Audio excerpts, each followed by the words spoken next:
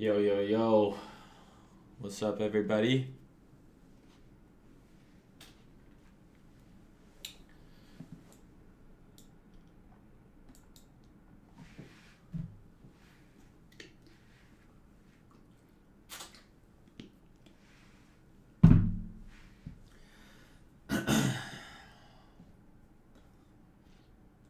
What's up, Christian? How you doing, man?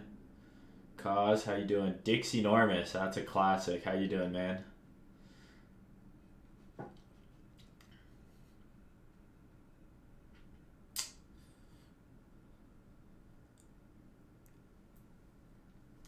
Hey, man, Abdul, what's up, homie? Good to see you again. Let's just give it a few minutes here to get going, and then we will start ripping and gripping.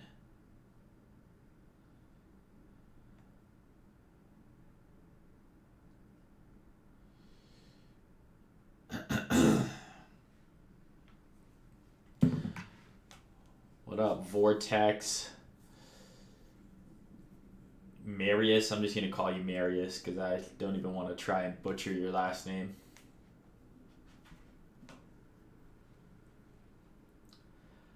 All right, so we'll just give it about another 10-20 seconds here and then we'll get going.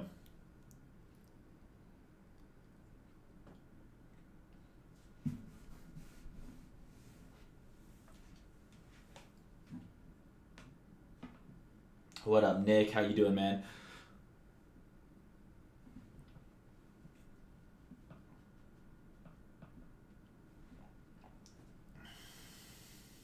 All right, cool. So what's up, everyone? Hope everyone's having a good weekend. I know it's been a long time since I've done one of these. I think it's been a whole 48 hours, not even. Welcome back to another Ethereum and Chill stream. These streams are just slowly morphing into just me covering kind of everything. Crypto's super volatile right now. With that being said, I want to be focused on what's moving, right? So when crypto is volatile like this, which isn't every day, I want to be talking about it. So I have no problem with covering more than just Ethereum in these streams. And obviously, the original stream was supposed to be only about 30 minutes, and these are obviously usually go much longer than that, but no problem. I love doing it. Also trying out something new. Normally I do these at 5 p.m. PST. That way we're getting the weekly close captured or covered. But one of the kind of consistent, comments that I would get is that it's too late for anyone in Europe. I think that's like 2 in the morning or 1 in the morning or something like that. So trying it a couple hours earlier this week. We don't get to quite have the weekly close, but I want to obviously make this more accessible to as many of you as possible. So that's the purpose of that. So welcome back to another Ethereum and Chill stream every Sunday. Obviously, thanks again to Prime XBT for sponsoring me to do these videos. Show them some love. Sign up with the link in the description. People ask me all the time. I trade there. I think it's a great exchange. It does me a huge favor, helps them out. If you can give them a follow, give them a like on the post, and obviously subscribe using the link in the description, and you get a 50% deposit bonus. Obviously, nothing talked about here is financial advice. You guys already know that. Always do your own research. So with all the formalities out of the way, let's get into it. So a little bit of a weekend pump here across the crypto markets. Nothing kind of that I wasn't expecting. So, if you guys follow me on Twitter, which I suggest that you do, I imagine everyone who watches these follows me on Twitter. But I've been talking about this ever since we dumped. First of all, I was very much a proponent of us pulling back, and I talked about that in my video on Friday. I said I'm expecting a pullback across all markets, double-digit percentage at the bare minimum. Shorting, hedging Bitcoin above 19K, and worked out really well. We dumped about 17%. The question now is going to be, is this the end of the dump, right? Was that the low? We're about to send it to all-time highs, or are we going to see another leg down, right? That's all that really matters. So after the dump happened, I post this chart and I basically kind of laid out what my plan was, right? You know, we broke daily support. Okay, that was this level here. I'll just show you guys on the chart where all these levels come from for educational purposes. So daily support was right here. Okay, and if we regain that level, I do think we'll go through all-time high. And by regain, I don't mean wick. I mean break and close and retest above.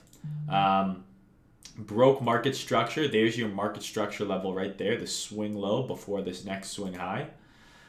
Daily support, right? First daily support is right here. And I've been posting about this forever, right? For the entire month of November, I've been super consistent on this shit, and I feel like I've been very much dialed in. We're in an uptrend. You buy daily support until it stops working. That's the higher probability move. We came into daily support. Literally, I gave the level out weeks and weeks and weeks ago. I had this level on my chart like 2 weeks ago, I think. I don't even know if I need to go all the way back to find it, but I'm going to. There's the level right there. But this is not that long ago. Here's the level right there. So the level was given out November 24th. That's over a week ago. And this was exactly what I said, right? Buy daily support until it doesn't work anymore. Long until you're wrong, right? Boom. Dumped into it. Tested the level, right? And then we get a huge fucking bounce, right? That's a 12, 13% bounce, right? So I got in some longs here. I'm not holding them anymore, but I got a little bit of money made just buying this daily support, just blind, and stopped down here, and it worked. So that's still the move, right? We're still in an uptrend. This could be a higher low. We could go on and make a higher high, and you want to long the higher low if possible, right? So that was daily support. So I said we broke support, market structure is broken, came into high time frame support here. Expectation is a bounce into a lower high, right? That was the plan all along. I had some fucking dweeb comment being like, your plan's wrong, we bounce. It's like, no, it's fucking not. First of all, trading is an if-then basis, but this is exactly what I expected to happen. I expected a bounce from here when I posted this. This was over $1,000 ago. And I said I expect us to bounce, and where I'm looking for the lower high is into this daily order block that broke us down into that OTE kind of sweet spot of the fibs. That's kind of the plan, right? So that's why I said I'm looking between this 18.4K. That's the start of the daily OB right here, right? 18.4K essentially, right up to 19.2K. So the top of the daily OB, 19.2K. The sweet spot is this area right here. So if the bears are going to dump this thing, I think it happens in this area here. I think we need to go back to black. Okay, so if the bears are going to dump it, I think it happens in this area. Ideally, that's the ideal scenario. And the kind of sentiment that I saw online kind of matched up with this as well, right? First, people were bearish at support. Then everyone's like, buy the fucking dip. And now that we're at 18.4, everyone's like all-time high next week, right? So absolutely that's possible, but we could do something crazy, right? We could go up and then down. We could do all sorts of shit. You know, we could wick up towards that high, close back below here, and then dump. We could just literally dump from here, right? This could be the top. Oops. Why? This could be the top right here, right? We could literally just come up here and then leg down. Personally, I'm leaning towards more downside, but I already hedged heavily above 18K, 19K, and you know, I've done well buying this balance. I'm not necessarily super confident in a huge short here, not because of price action. This is exactly what I want to see for price action, right? Somewhere in here, I want to see failure, and I want to see price continue down. Right? So, I mean, from a price action perspective, that's exactly what I'm looking for. You know, we're in a parabola here. Where would we start this? Oh, God. I don't know, here. Right? We're in a parabola here. It's the ugliest looking parabola I've ever seen. There we go.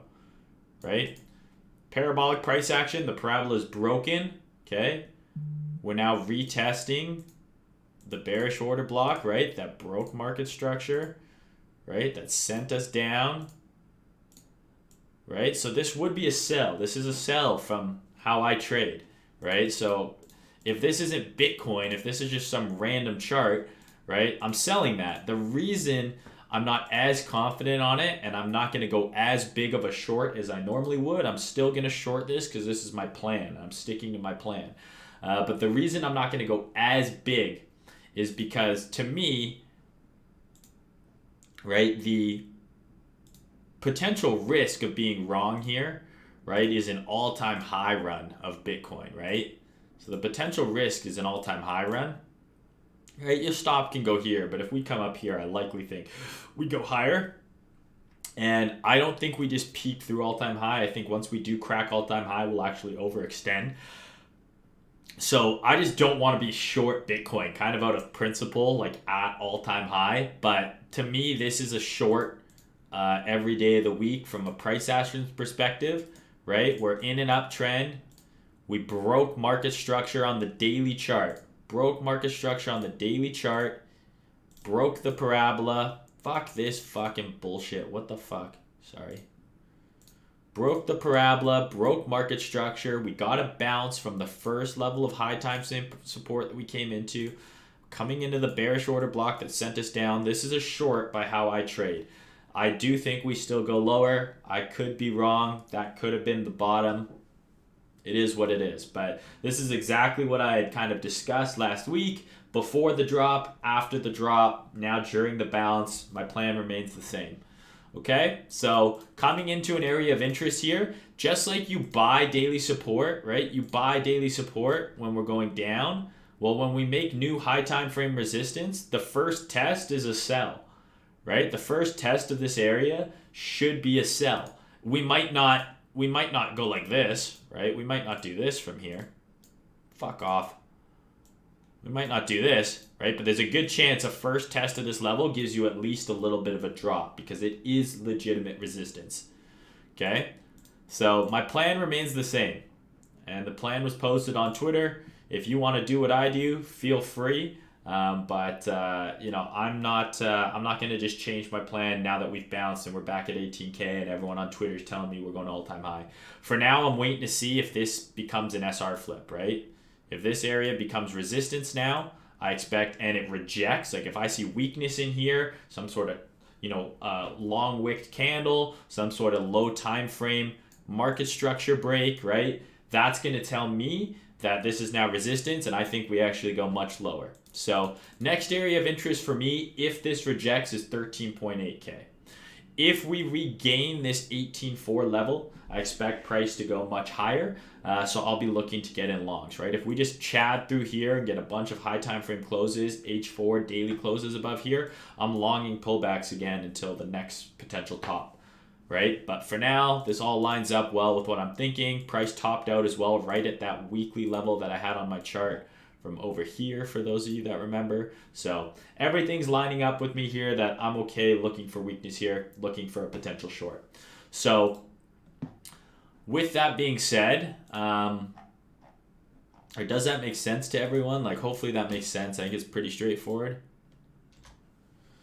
Let's see.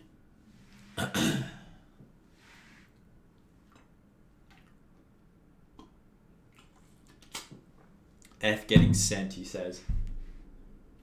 How's the weekly gone green? Well, the weekly looks green because the open the close is higher than the open. It's going to be higher than the open. That's how it would go green. Take the time you need, bro. Thanks for the value of your time you take to share knowledge with us. Oh, thanks, bro. It's a nice message. Midnight in Italy, still awake just to see you live. I appreciate that, Patricio. Hit that like button. Amen. I saw your question, bro. You don't need to keep reposting it. I will answer you.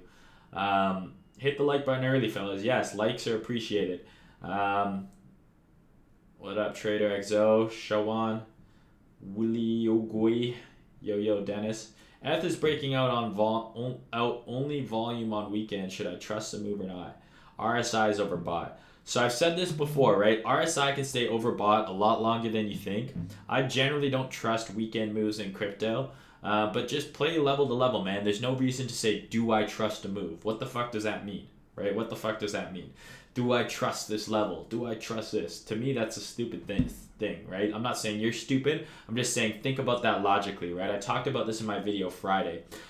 One thing I'll always get a question on is people will be like, how do you know that that level is going to hold, right? How do you know that OB is going to cause a rejection? I don't know. I don't know if you can trust this F move. If we wake up tomorrow and F is at 650, I guess you could have trusted it. If we wake up tomorrow and F is at 450, I guess we shouldn't have trusted it, right? You don't know until it happens, right? All trading is a if-then statement. If this happens, then I do this. If that happens, then I do this, right? So that's got to be the mindset that you have, the logic, and then you make an educated guess based on multiple pieces of confluence that allow you to enter a calculated, risk-adjusted setup, right? So to give you an example here, let's just zoom in on the middle of nowhere here, right? So like, let's say this is our level. We could say, okay, if we come up to here, fucking hate this. Okay, if we come up to here, I'm going to short, right? And do I know that's level's going to reject, right? Okay, I'm right, and then boom, it does this. So I was wrong, right? But then I could say, okay, if it comes up to here, I'm going to short. But then if it breaks through, I'm going to flip long. And it does this. Okay, well, I was wrong on the short. Now I'm flipping long, right? You don't know if the level's going to hold, right? But maybe I have multiple pieces of a confluence that say, okay, this is a weekly level. There's, what the fuck? Got some gritty under my mouth there. It's a weekly level. We've broken market structure going into it, right? So maybe the reason I'm looking to short is because the preceding market structure is this, right? So now this short has multiple, maybe this is a high time frame level. Market structure leading into it is bearish. My stop can go right here. So I have multiple pieces of confluence that if I take a short here, it might leg down. You've got risk, you've got confluence on why you are taking the trade. You want to have multiple pieces of confluence. You don't just want to have a level, right? You want to have multiple things going in your favor.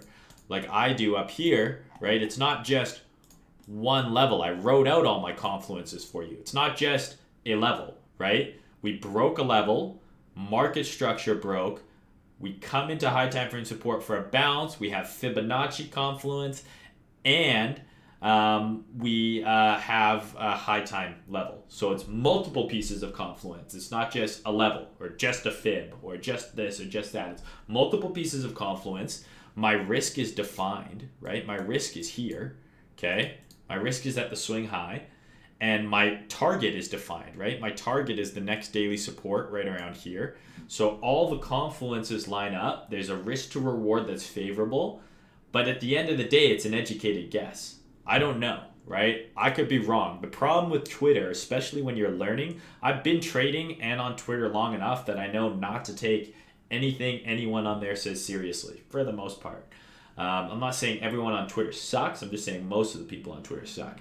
But you can just tell who trades and who actually trades by the way that people interact with other people's posts.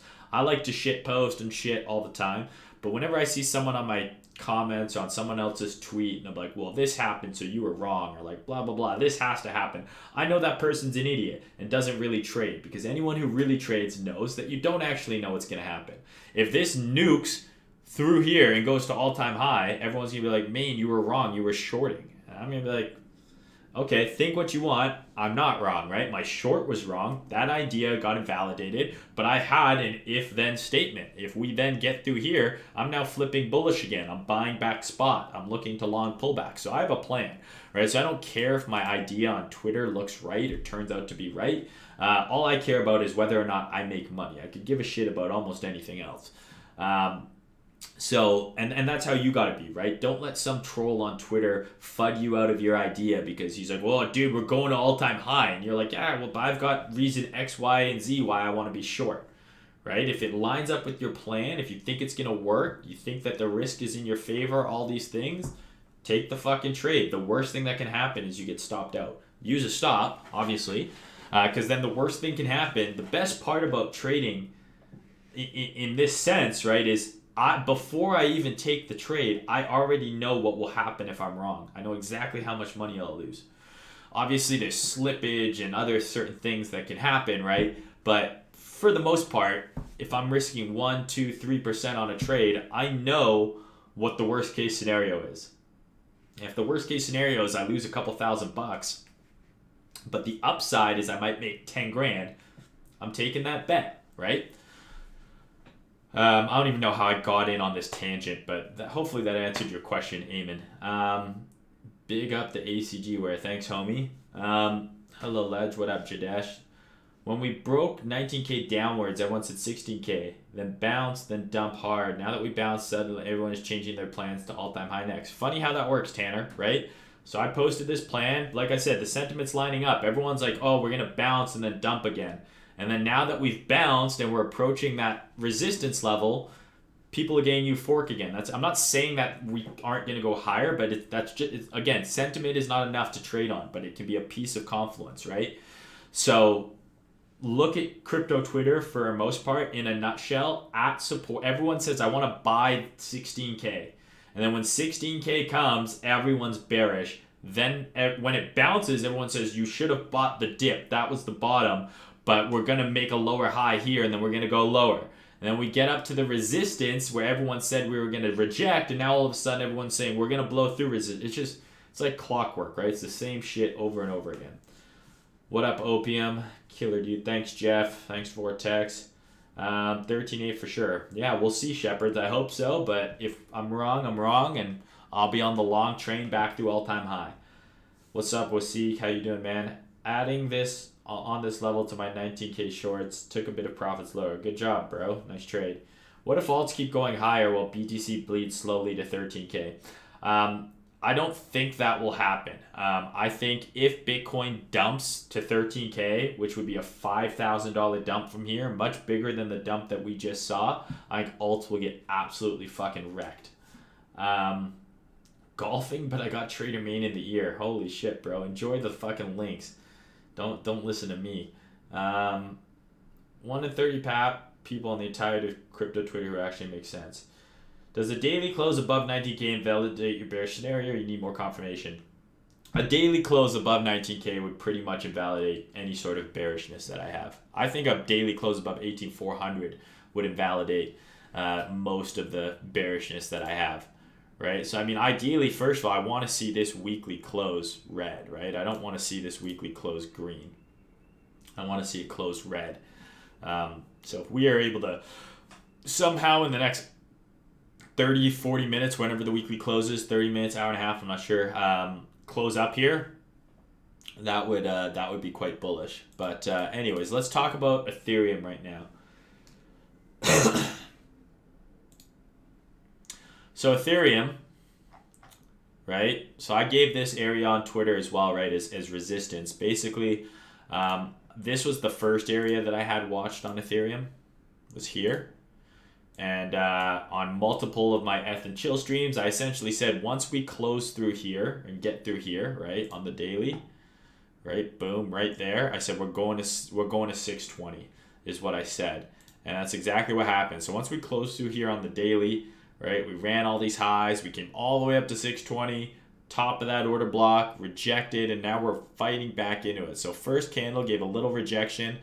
Obviously on the big dump on Bitcoin, look where we bounced to, right? So resistance becomes support, right?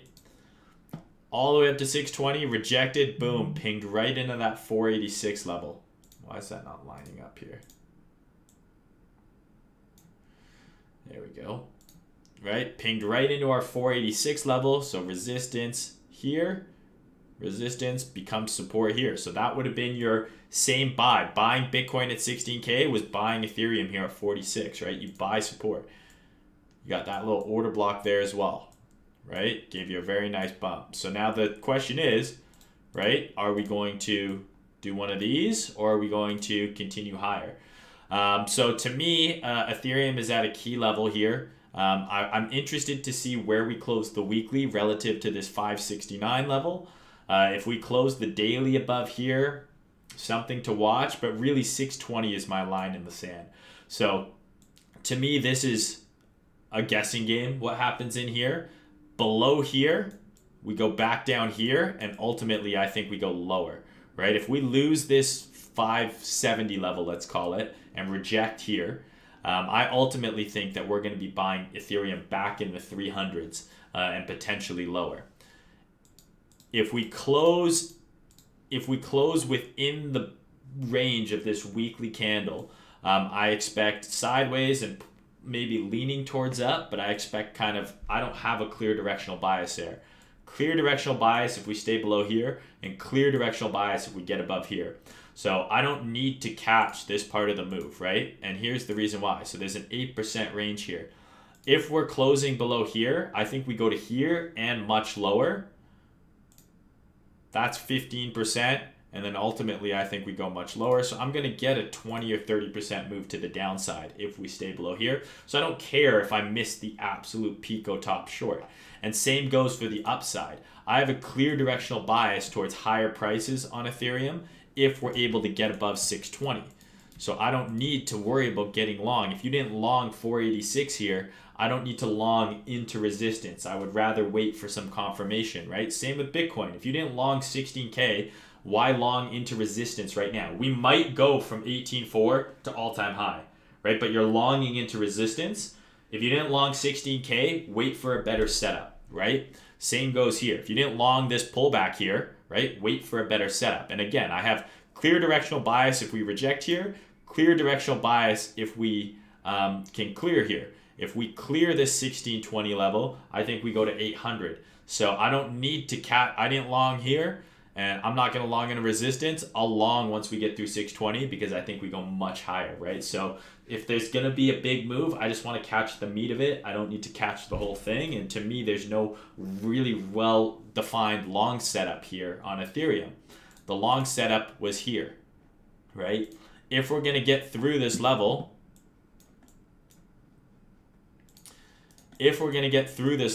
right, I'm going to be longing some sort of breakout, right? Because there will be some sort of pullback.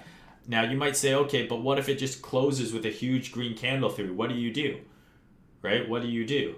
Well, you wait for a pullback, right? Because those still happen. So even though we closed with a fat green candle here, right? There's an entire 12-hour period there of a pullback where you could have gotten long on Ethereum for the next move, right? If you're bullish once we had that close through here, why are you not buying this perfect pullback into a bullish order block? Right? There's your bullish OB. If I pull a fib from here to here, guess what's going to be right there?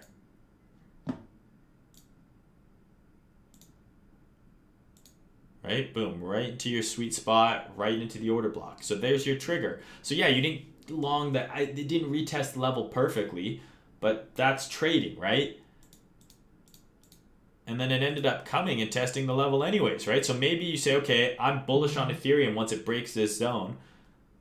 Then you buy it there, right? So patience is important, right? Obviously, and knowing what you're looking for and realizing it's not always going to be that perfect, SR flip. Not every SR flip does this, right? Sometimes it does this, right? So you've got to be a little more fluid, right? So same idea here. If this comes through here and closes a high time frame candle through here, any sort of pullback, I'm looking for a bullish setup on the lower time frame.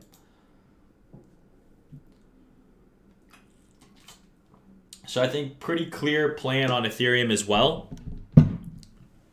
God, I'm thirsty right now, man. All that creatine I'm taking.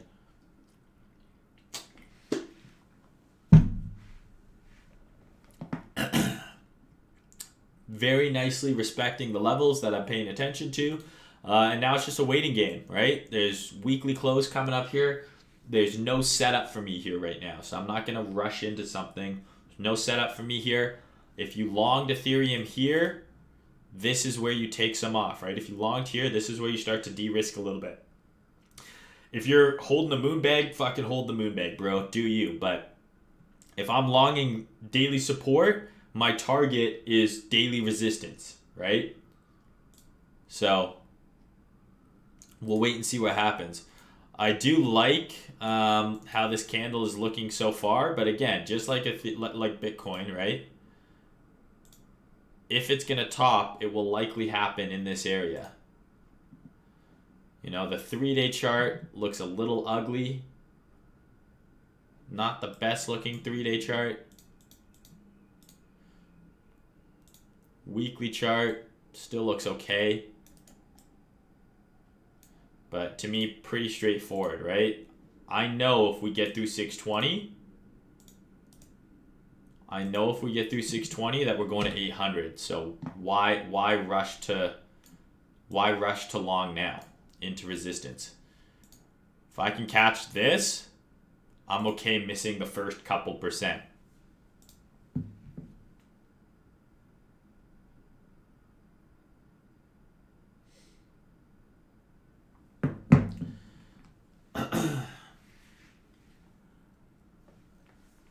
Why don't I look at volume? I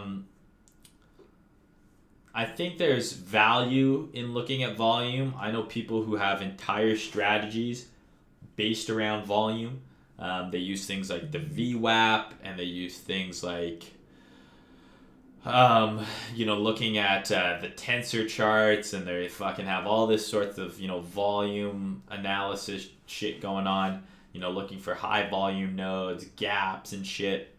It's just not my edge. It's not something I've used to trade, partly and largely in part because I really got proficient at price action trading Forex, and it doesn't show you the volume in FX, right? So you can still use certain tools and stuff, but it's not the same like crypto where you see the volume at the bottom of the chart like a stock. So I never used volume when I was learning. It wasn't part of my edge, and so I just never fucking needed it. I'm a believer in that if you have something that works, this is cliche, right? If it ain't broke, don't fix it, right?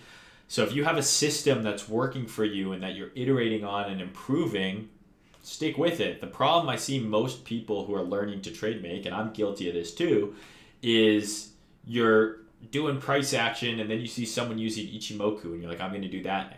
And then you see someone using volume and then you're doing that. And then you see ranges and then you want to do that. And then you see fucking this, that, and the other thing. And you're constantly changing, right? Like you need to practice your system and keep it the same, right? There has to be some level of uniformity to what you're doing, a process that you can then repeat over and over and over again, so the data that you're collecting is the same. Because if you're doing back testing and you're collecting data, but for the first half of the back test you're doing price action, and the second half you were doing RSI and other shit, it's not getting, the data is useless, right? Because the system changed, right? You need to have, it's like doing an experiment, right? There has to be a control, right? Something has to stay stagnant, and that's got to be your system for the data to mean anything. So I've just never needed it. I've never used it really. So why would I add something that could further complicate, what I'm doing, right? When I already know what I'm doing and that it works, right? If volume, I'm not saying volume doesn't work. I'm not saying RSI doesn't work. I'm not saying Elliott Wave doesn't work. I know traders who trade all sorts of shit that looks different than what I do. But what I do works for me, so why change it, right? I do think that there's can be too much analysis, too much noise, right? We're like, okay, what's RSI saying? What's the MACD saying? What's the volume saying? What's the pattern? What's the Elliott wave count? And then all of a sudden it's analysis by paralysis, right? I'm like, draw a line, sell, draw box, sell, buy.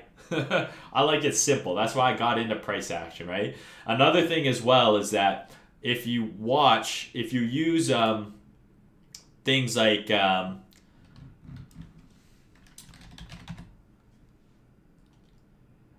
what's it called? VWAP? No. A average volume profile.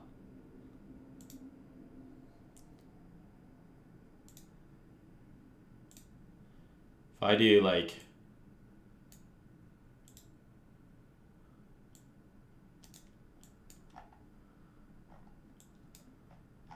So like here, for example, hold on.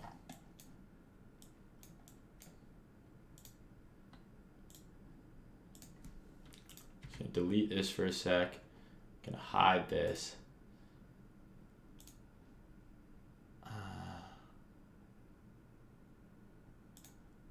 Fixed range, okay.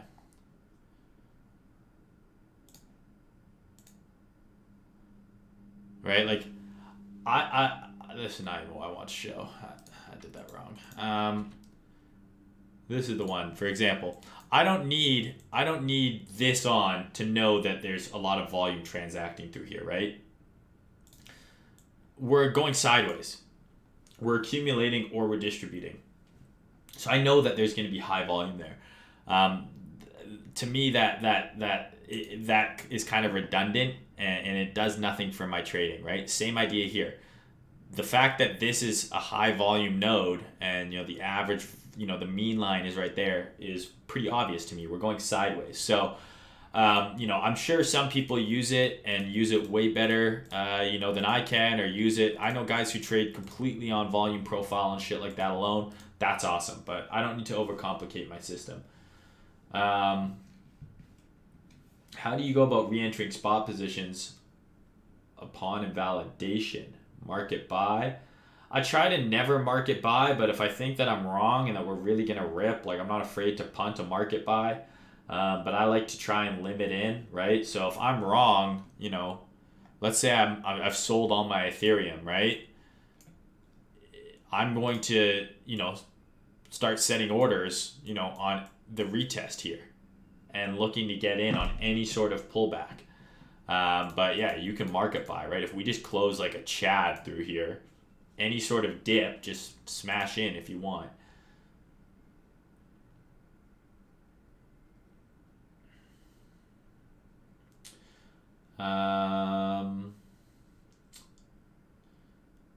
Do you look at moving averages, 21 weekly MA? No, I don't look at moving averages at all. I just look at trend, right? A moving average is just showing you the trend, and depending on the number, right? The 200, the 21, the 50, the 30, that's just how many data points it's taking into consideration before it generates that line. I'm a believer that anything in price, right, any indicator is just a representation of price and volume, right, in a different visual way. So I'm of the mindset that if you can read price well, you don't really need any of that shit. I can tell you that the RSI is overbought here. I don't need the RSI to see that. I can tell you it's oversold here and overbought here. Yeah, I don't use moving averages or anything like that. I know some people do. Some people swear by them. The 200 weekly moving averages seem to be usually pretty good for like catching bottoms and just be like a no-brainer buy. But not something I personally use. When I first was learning to trade, I used to have 2 moving averages on, and basically if they were stacking, meaning they were moving away from each other, and the higher numbered one, right, was so the slower one was below the higher one. If they were stacking in an uptrend, I would only be looking for longs, right? And then as soon as they crossed over and started stacking the other way, I would look for shorts. And at any point where they weren't stacking, meaning they were converging, they weren't moving away from each other, I would be in no trade. But that was when I was very early on, and it just kind of helped me have the right mindset for the trades that I'm looking for based on where the moving averages are. But not something I personally use for the reasons that I just gave on volume, right? It's crazy how we've not had a single 25% retracement on BTC since the March dump. Prices pumped more than 400% since March. So we see, I agree with you. That's why I'm expecting a bigger pullback than just this 17% one. I do think we'll dump further. That being said, just because it's happened in the past doesn't mean it has to happen again. I'm not a believer in the narratives. Like, I have a lot of people like, the market's different this time, institutions are buying, or it was different back then, or it happened before, so it has to happen this time.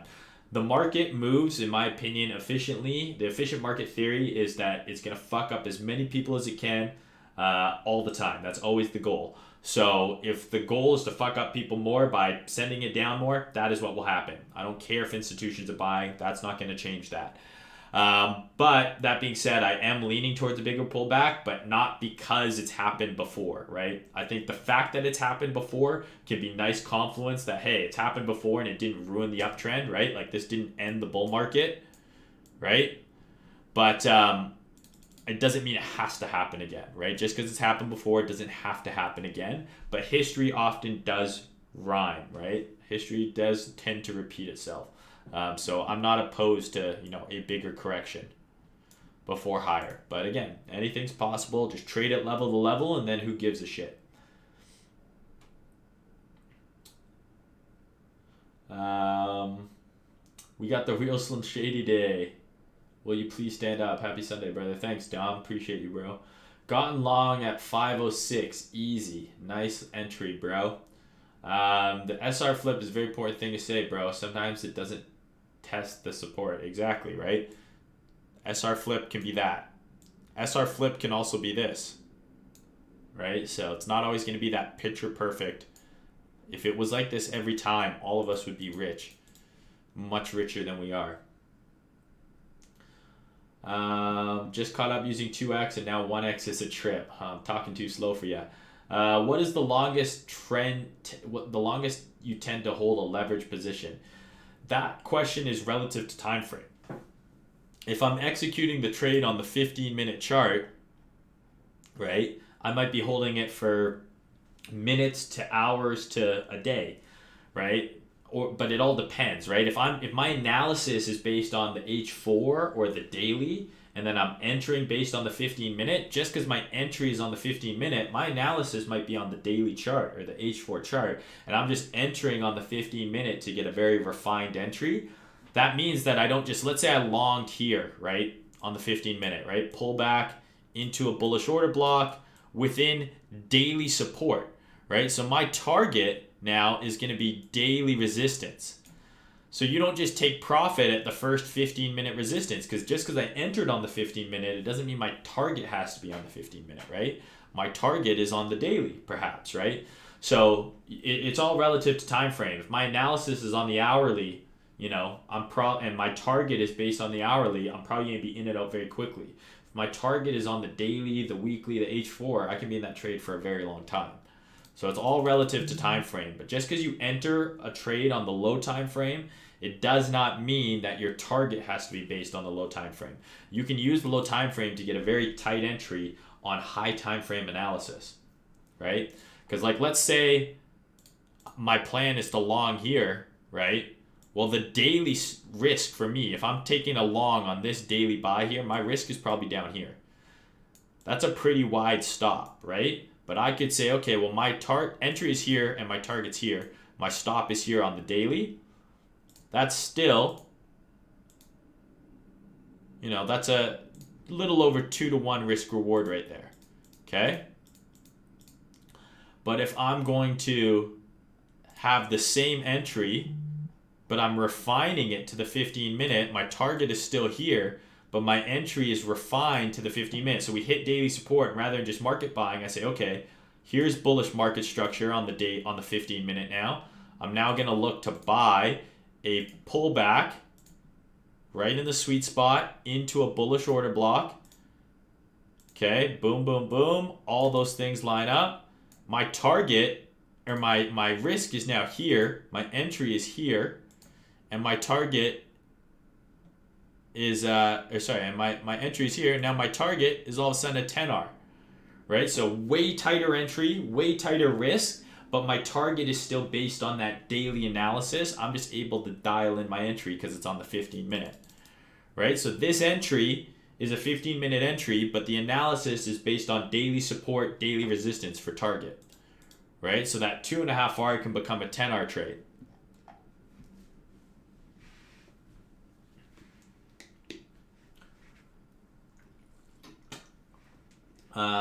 What would your trailing stop be on F? If I'm in a long on Ethereum right now, my stop is probably either right below here or right below here at this point. Like if I'm just taking, right, if you longed here, right, as soon as we broke market structure, you bring your stop to the low that led to that market structure break, okay?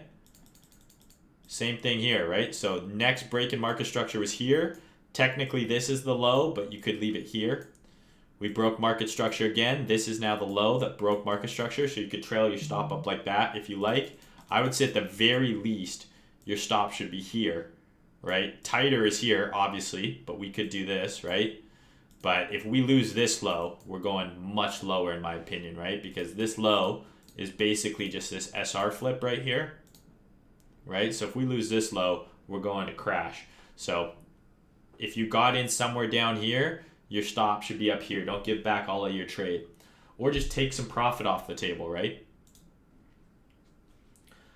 FBTC, yeah, let's look at FBTC here. Again, I need to leave this chart up forever until this comes to fruition, just cause. FBTC, let's look at it on Binance. I hate this Binance chart. Let's look at it on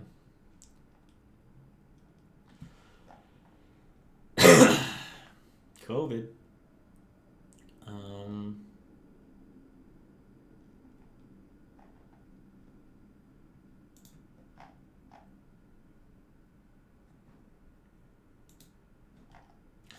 See, I hate that this has the most history, but it is what it is.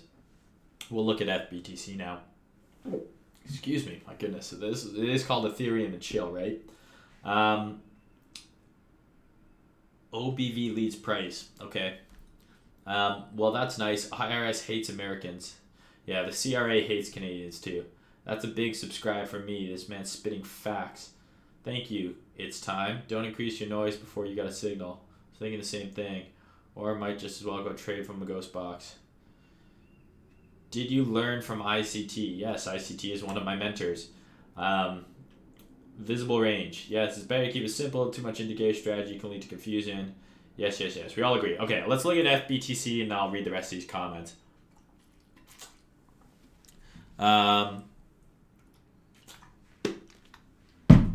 So when I first started doing these streams, as you guys know, I posted FBTC when we were up here, and I basically said I'm expecting us to come back down into this area here to retest before continuing higher, right? And I still think that's the case. I don't know if this drop is done. So for anyone wondering, what you should do with alts, right? This is the chart to pay attention to. Once this thing starts going up, we'll have a real alt season, right? So I know we had a lot of coins pump and shit. That is not alt season. Alt season is when every random ass coin is doing 100, 200, 300% all of the time, all over the place, right? This is not alt season yet. I think once this thing really starts ripping, we'll have an alt season. I am still of the mindset that this is bottomed, right? So I basically said, okay, I think this is bottomed right here, okay? So here's the origin of the move that sent us to all-time high, right? We've come back into it. We spent some time consolidating, and we're moving away. So I'm of the mindset that this is absolutely bottomed, right? And basically what I'm seeing here now is some sort of kind of, low, high, right? A higher high. And then what I want to see here is obviously a higher low form, okay? And so where I'm looking for that higher low form is here within this candle. So we've come into it, we've wicked in, boom, we've taken out that low, and we're pushing up. The thing is this is the monthly chart, right? So a lot can happen, right? We could have next month's candle be a green candle, right? This could be the candle for December, okay? But that candle could have a long lower wick, right? So there could be a period where we stab into this zone still before closing bullishly, right? So that's something you got to be aware of. Because this is the monthly chart, a lot can happen, right? Just from where we are now to back into this block is like 20%, right? The monthly candle means big ranges. So bullish on this, expecting it to go higher, but I wouldn't be surprised if we get one more kind of dip into this area, right? So the one thing that looks super bullish, right, is this is that monthly low here that's been tapped. So if you saw that here, right, we've taken out October's low, okay? So we've taken out October's low. God damn it, motherfucker. Pardon my French. Okay, we've taken out October's low.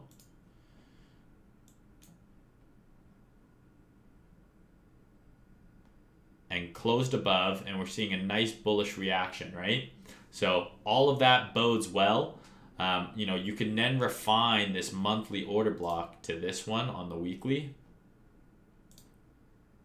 to here. So what I would love to see is Bitcoin to drop one more time and for alts to get one more big dip, right? So, I mean, on Ethereum here, we've basically pumped into resistance here, this former floor. We've pumped into that, okay? So we could see, a move back down. I would love something like this. I don't know if that's going to happen. That might be wishful thinking. Some sort of move down here and then back up. That might be wishful thinking. That might be crazy. But if this happens, I'm buying the shit out of it. Okay? If that happens, I'm buying the shit out of it. And if you go watch my very first Ethereum and chill stream from September, I said if we get into this gray box, buy the shit out of it. So we've peaked in there. Is that all we're going to get? I don't know. But I hope we get one more stab down. You take your little fib tool out from the entire length of the move, right? We've essentially done a 50% retrace. I would love for us to get a little bit lower in here. Get a little bit deeper. One more attempt to, really load up and then off to the races. But that could have been it, right? Monthly order block, monthly high time frame, swing low, swept, nice reaction. But a lot can happen on this high time frame charts, right? We can come all the way back down here. And then, like I said, this could happen. And the monthly candle on December would look super bullish, but there would be a wick in, right? This could happen in the next month, and it would look exactly how I drew it, right? The monthly candle could be like this. Big old green candle, which is really bullish, but it has a wick here, right? So in the immediate term, it looks shitty, right? But it's actually quite bullish. I can't make it go perfect. That's annoying. You get what I'm saying, right? It could have a wick down there is what I'm saying. All right, so I mean, that's kind of my ideal scenario. One more rip down, and then, alts take a shit, load up on alts, and then continue. But if it goes higher from here, I'm not surprised, right? Everything I thought was going to happen, I knew we were going to retest this block, or I thought we were, has now happened. So now the question is it going to just move away, right? Are we just going to start fucking having a bunch of green candles in a row here? Because ultimately, I think the obvious target, once this breaks this swing high here, right, is this. And you want to talk about alt season. When this thing does, a 40% upside move, it's going to get crazy. So we'll see. But for now, we're into this kind of resistance here, this previous floor in price. So if I'm looking to see what happens on Ethereum here, it needs to basically reclaim this area, right? Because this is either going to do one of these, or if it comes above here, you just get long. Your first target is here, and your second target is way the fuck up there. So similar to the USD chart, right? I don't need to long this right now. Wait for it to flip or wait for it lower. No need to rush into it, right? There was a nice little long here if you caught it, but I personally did not. So if you didn't long this little wick, wait for it to get above here and then balls to the wall, because you've got a huge move here. If it reclaims this level, you've got a 20% move to the upside that you can be longing dips on.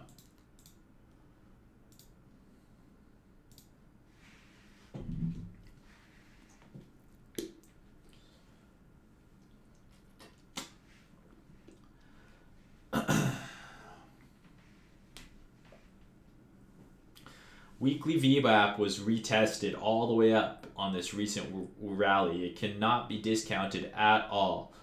In fact, every weekend has retested it, basically free money. If it works for you, dude, keep doing it. How do you deal with the ambiguity in Corn and ETH? Corn haven't broken daily market structure, and ETH has not.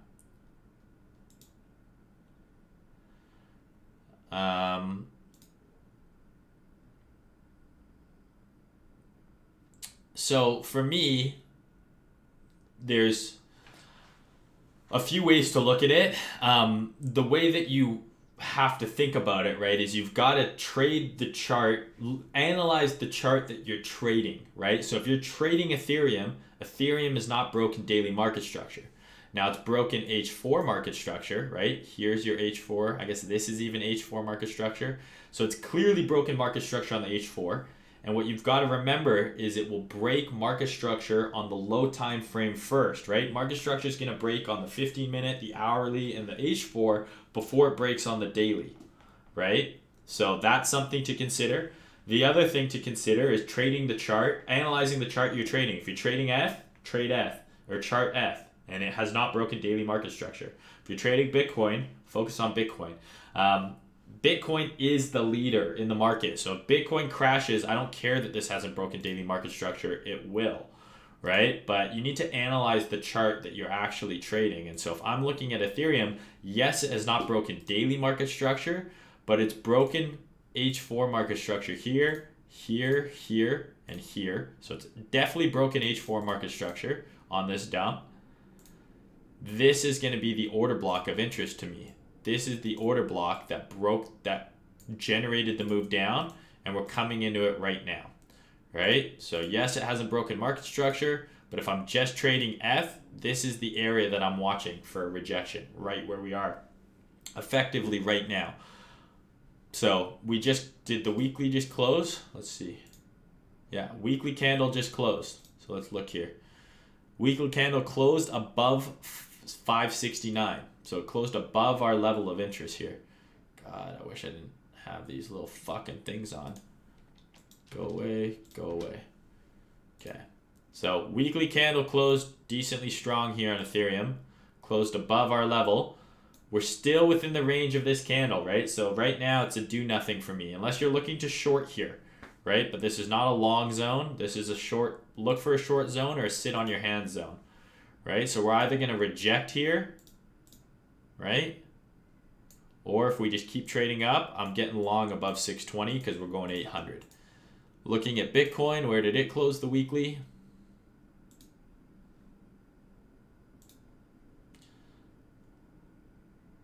Weekly closed at 18195. So it did close below my level here, but just like Ethereum, right, it's coming into the area of interest. This is the area of interest. So let's see what happens here. Come on. Right, let's see what happens here.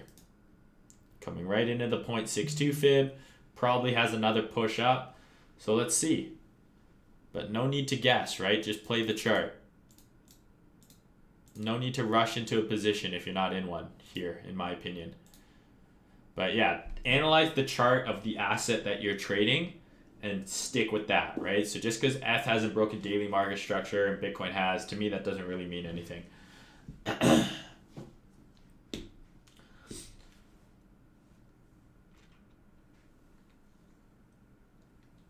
I think there's a good chance that we rip through all-time high by 10% and then reverse the trend. Very likely. I don't think we just get through all-time high and swing failure pattern. I think it would be much more likely that we overextend through all-time high. So anything is possible. Anything is possible. And remember, the trend is still up, right? Even if we go back to fucking 11K, right? Even if we go back here, this is still an uptrend. Okay, remember that.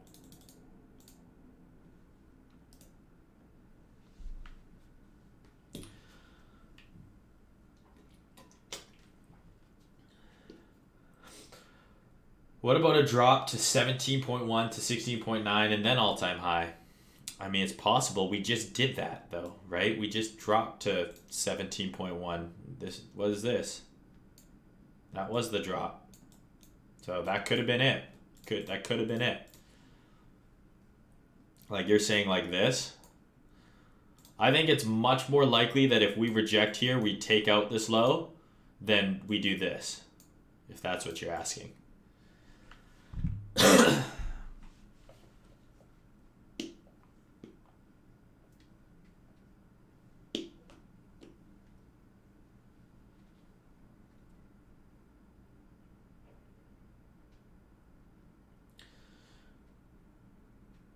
This is the sweet spot for large XYZ to take BTC to new lows. Okay. I don't think BTC is going to new lows. Like, if you mean new lows as in below 16K, maybe. If you're talking like new lows below 3K, I think you're out of your mind. Cardano is what you want. ADA. Okay. Do you look at the market sentiments when price is approaching level? Do you does going against the herd appeal with you? Yeah, so I mean, I kind of touched on that already. I think absolutely sentiment is a piece of confluence you can use because, you know, there's many accounts and just kind of general noise on CT. One of the advantages of having a big account is I can post something and people will respond like very emotionally to a chart. So sure, I use it. It's not enough to take a trade on, right? But it is something that I do use, right?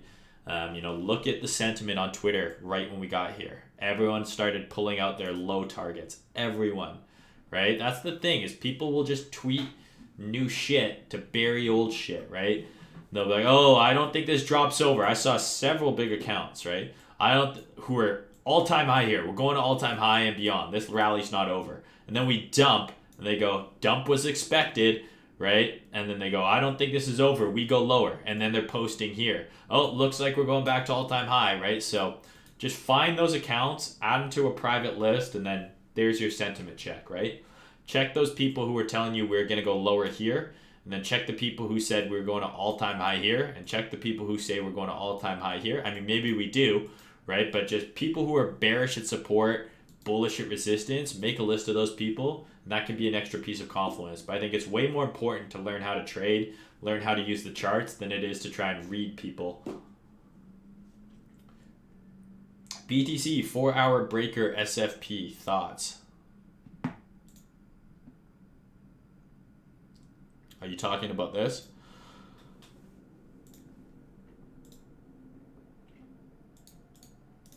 Yeah, that could be where it tops, quite possibly. So if we come up here, you know, that would be a very tight risk reward setup, right?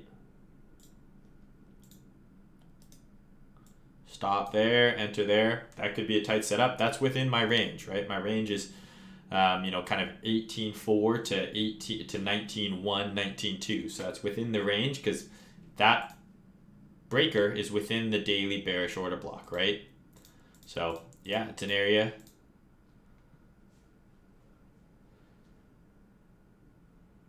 FBTC monthly inverse head and shoulders. The term head and shoulders is stupid.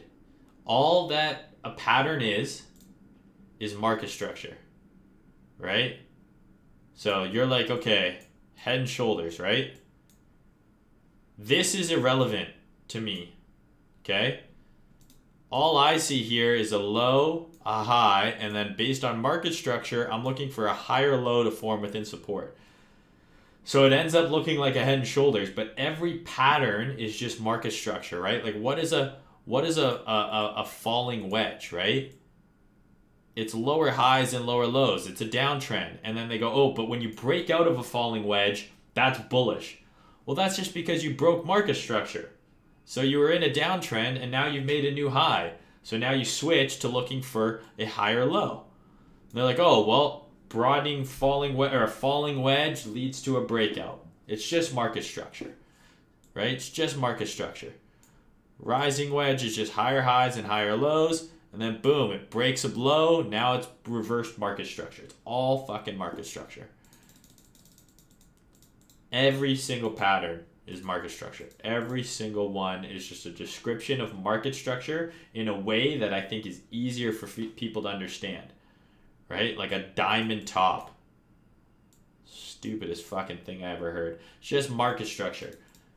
If it's making new highs and higher lows, it's in an uptrend. If it's going sideways, it's in a range. And if it's making lower highs, lower lows, it's in a downtrend. You don't need anything else. Please, man, help not to FOMO in FBTC right now. I'm not going to tell you to do anything, man. If you want to long FBTC, long FBTC. I think a year from now, this is probably going to be a relatively cheap price. But personally, I would wait for either a break above here or a move back down below here. Do whatever you please, though, my guy. Don't let me stop you.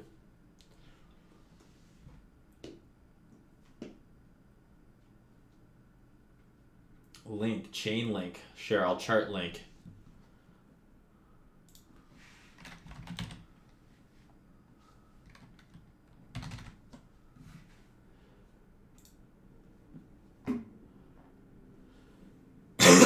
The one thing about Link that I've talked about in the past is like this coin has been in an uptrend forever, right? Like I guess it had a little bit of a market cycle here. This is a market cycle, but this could be a market cycle here, right? Like this could be a market cycle. We could be like here on Link. And the reason I say that is because the Link BTC pair has been in an uptrend against Bitcoin forever, right? And this just kind of looks like a market cycle that is, kind of playing out here. Like this is your move to 20K, that's 17K, here's your 6K floor. This is going to go sideways, maybe down a little more before it cycles again. So Link is one of those coins where it's like, I don't know, there's better altcoins to be in. Like you look at Link USD, this looks like a market cycle has just occurred, and you compare it to just like Ethereum, where it looks like it's done its market cycle here. Link looks like it's here, right? Where it's like ETH looks like it's done this whole accumulation. It's going to start a new market cycle. Maybe I'm wrong, right? And maybe this is just going to continue to pump. But to me, this looks like a shitty altcoin. There's so many altcoins. Cardano, I saw someone mention, right? Right? What do you want to buy? Do you want to buy the altcoin that looks like this, like right here or here? Or do you want to buy the one that's been accumulating for 2.5 years and looks like it's finally breaking out, right? And I feel like Link just has the same thing here, right? This is where Link looks like it is. Why would you buy that when you could buy this? This is accumulated, clear breakout, retesting the breakout or the consolidation. This looks way more likely to fucking rip face than Link does. I'm not saying Link won't rip face, but Link to me looks like a coin that is like in the middle of completing its fucking, up part of its market cycle, and it's going to start trending down versus, some of these other altcoins that just look infinitely better. And I also feel like there's just a shit ton of bag holders in Link that are just waiting to get out, that are stuck in from the FOMO up here. So could Link continue to charge up and completely defy all the other, kind of concepts of market cycles and things? Absolutely. But to me, it seems like there's better coins to be in than this one if you had to pick.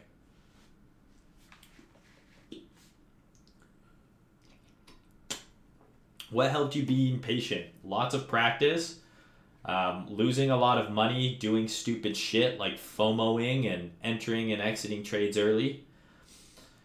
And yeah, just time, repetition, practice. When you know what you're looking for and you have a plan, it's way easier to be patient and wait for that plan to potentially play out than it is to, if you don't know what you're doing, if you don't have a plan, of course you're going to be impatient. You see a green candle, you want to buy.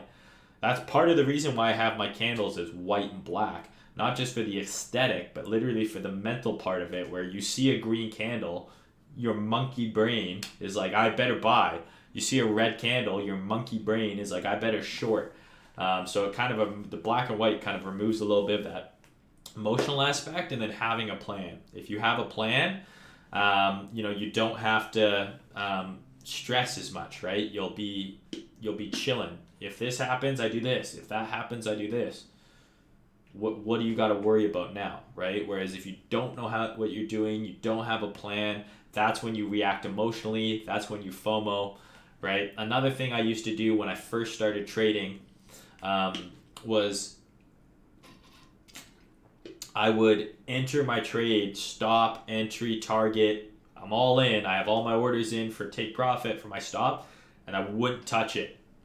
Not allowed to touch it. The rule was once I enter, I cannot touch it until it's either at take profit or at my stop. So if it's close to my take profit and then dumps to my stop, too bad. And if it goes close to my stop, right, and I'm worried and I think I should cut it and then end up going to profit, right, you had to stick with it. Because if I'm not confident enough to let the trade ride, why am I in the trade in the first place? Obviously, discretion, a little bit of live management of the trades, part of trading. I'm not saying that you just got to enter and then you're done. But when I was first learning, that's something that really helped me kind of get more confident, right, in my trading and trusting my system. Was like, okay, well, it's not at my stop. Why am I exiting, right? And until I got more, experience, then I was able to do kind of some live management. That was a good thing that helped as well. You always use wicks for fib levels. Yes. You can use the candle bodies as well. I know sometimes the wicks in crypto are crazy. Generally, I use the wicks though. If you want to use the bodies, that's fine, but then just use the bodies on all the time. Just be consistent with what you do. Don't use one wick and one body.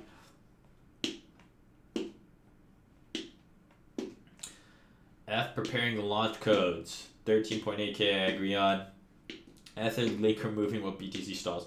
What fucking time frame are you guys looking at where BTC stalls, right? Like, we're barely moving at all. Like, if you're looking at the 5-minute chart on F, oh my god, we're mooning, right? But you look at the 3-day, right? Like, we've been moving up for the last 3 days, right? So this is not, we're chilling. This is moving exactly where we thought it was going to go. Right? So don't worry about shit. We're now into this level here. Let's see what happens here.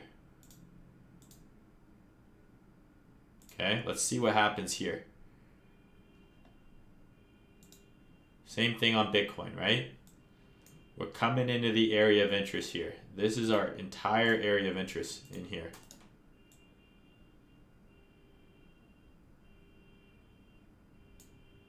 So let's see what happens in here. So I don't worry about this, right? If I'm looking to short, I don't worry about this. This is where I'm paying attention.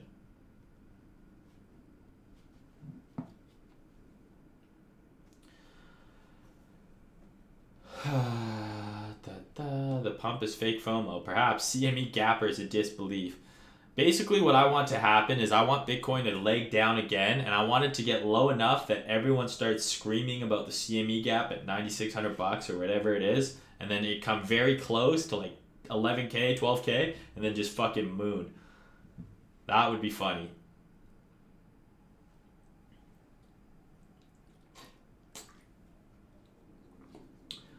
F is rolling. Hey, main. The current 50-minute PA looks similar to the 13-14 consolidation in March. I don't know what that even means, man. This PA looks similar to the 13 to 14K consolidation in October.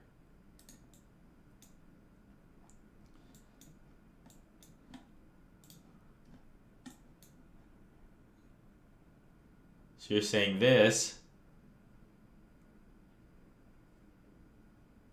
looks similar to this. Kinda, I guess. Kinda.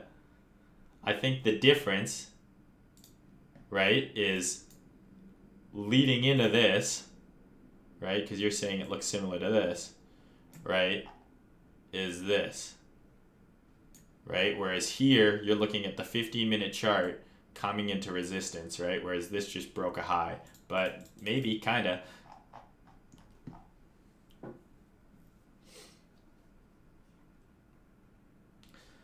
How do you factor in volume if it appears different on if it differs in appearance on different time frames? I don't use volume, so I don't factor it in at all. Hey man, go have a look at Eth. Yeah, so right into that area of interest here. So again, let's see, right? Let's see how Monday's trading shapes up here.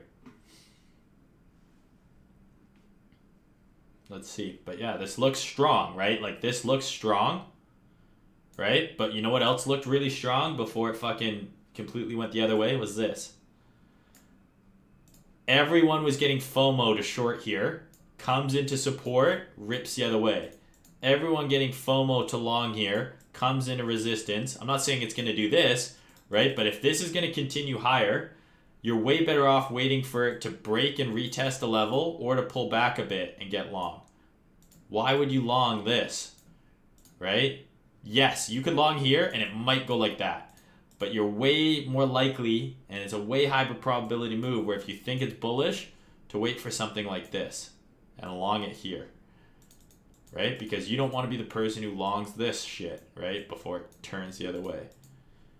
And that's why you don't short this. You wait for the pullback to the logical area.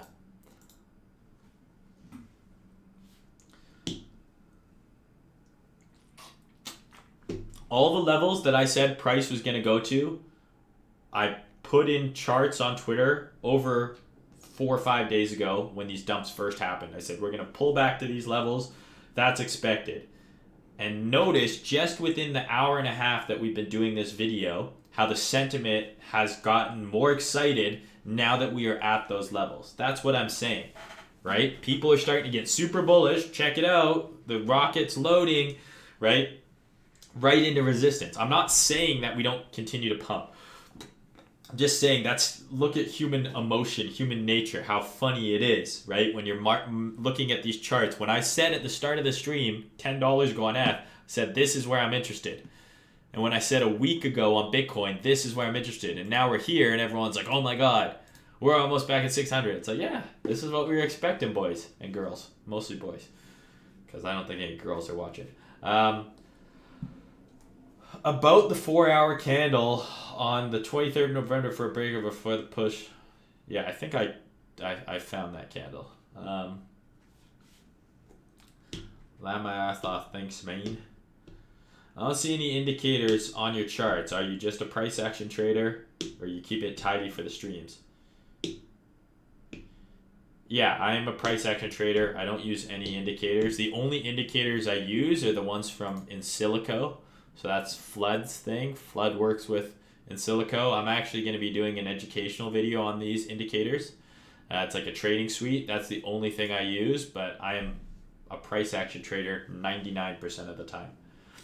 I feel like some of you in asterisks just want to say, hey, fucker, trading is so easy. You don't need any of these 3,300 million blah, blah, blah indicators. Just long support, short resistance. It's just that simple. And behind the scenes, you guys are usually using a bunch of indicators. I don't know who you is, but that's not me. I've never said trading is easy. Trading is fucking hard. It is about logging support and shorting resistance, but drawing the hard part about trading is not the TA. The TA part is easy. Learning how to draw support and resistance lines and make pretty charts, that is easy. The hard part about trading is execution, trade management, and the psychology aspect of it. How do you deal with drawdown? How do you deal when you're up big? How are you mentally when you're in a trade? That's the hard part of trading. And then consistency over time. Trading is not easy. It's hard. XRP. The standard. Yeah, I mean, this looks like it's going to push a little higher.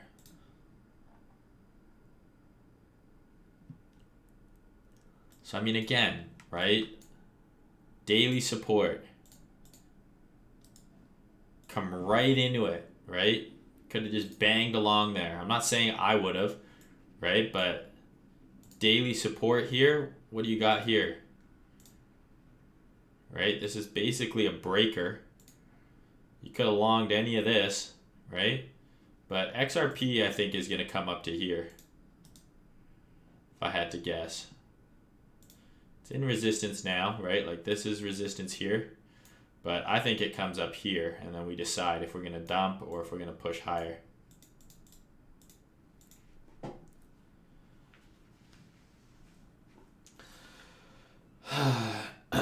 F Genesis in 2 days. Wonder if we're seeing a bunch of buy the news, sell the news event scenario playing out. Potentially. I haven't really been tracking F 2.0, to be honest with you.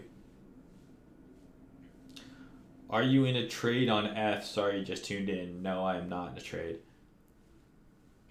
I think you're the first guy to have a proper logical perspective on Link. Love your perspective. Thanks, bro. Thanks for the chain link insight. You're welcome. How would you explain trading to someone if you wanted to have them invest in you? Where have I seen this question before? Are you in my Discord? I feel like I've had this question asked before me, to me. So I don't know what you mean. Are you trying to say you want to convince someone that you can trade and so they give you money? Because unless you're a financial advisor, that's super illegal. Do not trade other people's money. It's super illegal. Do not trade other people's money. It's super fucking illegal. And if you lose that money, even if it's your buddy, they will sue your ass and you can go to jail. Trade your own fucking money. If you want to trade other people's money, there's a few options. Get a certification like your Series 7 in the US that allows you to do so. Sign up and trade for a prop firm where you literally get to trade other people's money. And the way to do that, right, to sign up with a prop firm and get people to, let you trade their money is to show that you know how to trade, right? So any prop firm that you want to trade for, generally you have to do some sort of challenge or have some sort of verifiable results. So don't trade other people's money because it's illegal. But if you want to trade someone else's money, like through a prop firm or something like that, have fucking results. You shouldn't have to explain trading to someone to get them to give you their money. All you need to do is show them your broker statement, show them your account history. And if they say, hey, so if you're talking to someone and, like, what are you trying to do? Are you trying to scam someone? Because that question sounds shady as fuck, right? If anyone was like being like, hey, Maine, I want to trade your account for you, like, show me the results. Show me the results. And if you've got an account that you've taken from 1,000 to 10,000 in 6 months, that's fucking awesome. There's no other explanation needed, right? But yeah, don't trade other people's money. That's illegal. Maybe you can share your thoughts on Doge. People fucking love Doge, man. They love the Dogecoin.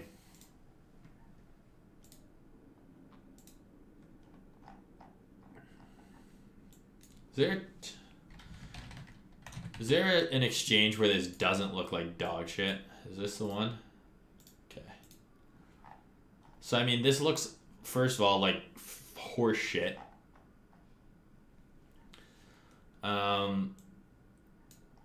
My God, imagine holding this. The reason I hate this coin is when it pumps extremely fast. And it retraces the move almost immediately. So to make money on this, you got to get very lucky timing-wise. You got to be in front of the screen or have kind of preset buy and sell orders. Because like this is literally 3 days, and then another 3 days later, it's basically back where it started. But if I'm looking at this just from like a TA perspective, as long as it holds there, it should continue to go up. It's come up. It's tested this area, right? To me, this closing through tells me that it wants to go higher. And the next area of interest to me would be up there. So, if everything is going to continue to go up, you expect this to be a higher low, I guess. But there's so many better coins to be trading than this bullshit. Like this chart is 8. Same idea here, right? Basically, want to see it hold this area. And if it does, target the highs, I guess. But yeah, better coins out there, but it looks okay. Looks okay.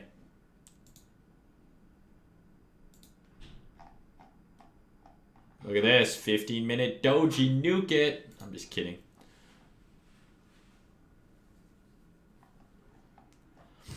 Right? Like, the problem with the FOMO, right, is you see this and you want to buy. You're like, Ethereum's going to 620, Maine. We got to buy. It's going to 800. How often do you see that many green candles in a row, right? Like, I mean, it happens, right? But, this continued higher, but then, you get a little bit of a pullback, right? So if this is going to continue up, this is a logical place for it to pull back, at least to here, and then long it here, right? Maybe it puts in a few more, but it will pull back, just like the weekly chart on Bitcoin, right? When I'm screaming at everyone, this eventually is going to pull back. Why long this, right? Good chance, there you go. You could have gotten in $3,000 cheaper per Bitcoin, right? So same goes on all time frames, right? This will pull back eventually and give you a better entry.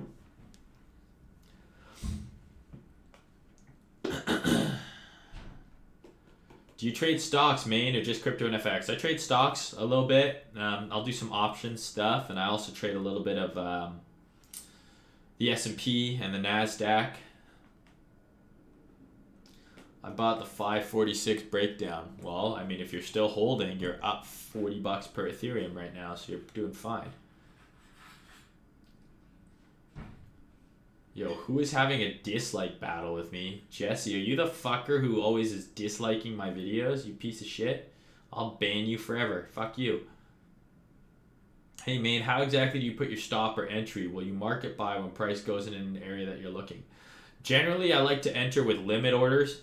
So if I'm expecting, a breakout and a retest of this, I'll usually set limit orders and put my stop in.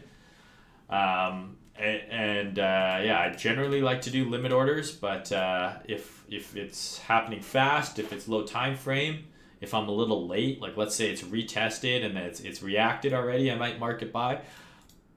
I try and do limit orders and resting orders, right? That's how you catch stink bids, right? Like this move, right, where it came back and retested a level I was watching. I'm not on the computer. This is the middle of the night for me. But if you have a limit order sitting there, you might get filled, right? Can you chart XRP? I already charted XRP. So just go rewatch a bit earlier in the stream and you'll see it. I charted XRP already. Are you back in spot BTC? No, I'm not yet. I'll either buy at the price I sold at or potentially a little higher or a little lower. Red XBT always says that entries and exits are easy. The middle of the trade is the hard part. That's kind of similar to what I said, right? Like doing the TA, right? Entries and exits are part of TA, right? You enter at the order block, your stop goes below it, or however you do your TA. That is the easy part. The hard part is the psychology, the mental game, the trade management, the waiting. That is definitely the hard part. I know this is Ethan Chill, but how do you like DXY at this level? So this is something I've posted about previously. I said this is kind of the last stand support for dollar before it goes to 90. So the best bet that the dollar has here is that this low gets swept and then we regain here. If this happens, Bitcoin will shit the bed to like 13K. But if this just drops below here and goes down to 90, I think Bitcoin just keeps pumping. Right? There's a direct inverse correlation between the weakness of the dollar and the strength of things like crypto right now.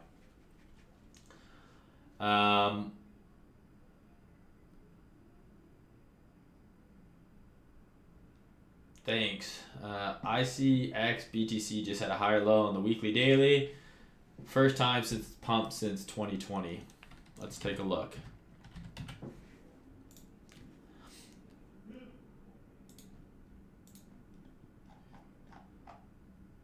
So, I mean, yeah, this could be the start of a bottom forming, right?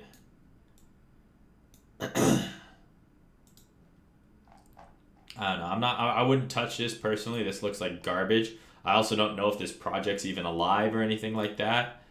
But, I don't like that it is back below here personally. But yeah, I mean, as long as it defends this low, it could continue to go up. But there's better looking charts than this one, right? Like, unless you're bag holding, just because you made money on a coin previously, it doesn't mean you're going to make money on it again, right? That's the problem with crypto is people have this emotional attachment to coins that have made them money and shit like that. So unless you're bag holding ICX and you're trying to find a reason for it to go up, I get kind of, right? You want to sell it higher. But if you made money on ICX in the past, you don't have to trade ICX again. There's way better looking charts than this one, right? Look at this chart. There's better looking charts than this one. I'm not saying that this can't pump, but there's better looking charts than this one. All right. Jesse, does your butt stink? You look like your butt stinks. You must have traded your friend's money. That's a water bottle. Bro, watch the F-bomb. My butt stinks. Imagine your butt stinking. Theta's butt stinks. That's a bad word. Naughty, naughty. This is my first time seeing your butt stinks. He said stink. All right. Your headset makes your head look small. Okay, Jesse. You've been put in timeout. So you're not going to be able to post anymore because you've been a very naughty girl.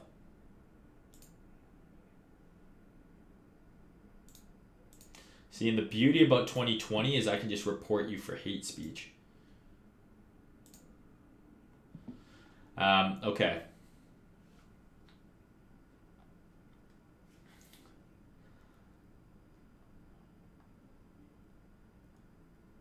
Uni. Sure, I'll look at Uni. Why are you doing these streams if you're really making so much money? Honestly, I'm really curious about the motive because I enjoy doing it and it's risk-free money, right? So that's one of the stupidest things. I'm not saying you're stupid. I'm just saying like one of the stupidest things I don't get about people being like, why would you monetize if you're trading? Like, why? You make so much money trading. Why monetize? First of all, you're not paying anything for this. This is completely free for you. Prime approached me to do these. So I'm not charging you guys anything. I enjoy doing these streams. I have a lot of fun doing it. One of the reasons I think my Twitter account got big was I was posting all those YouTube videos in the back. I like helping people.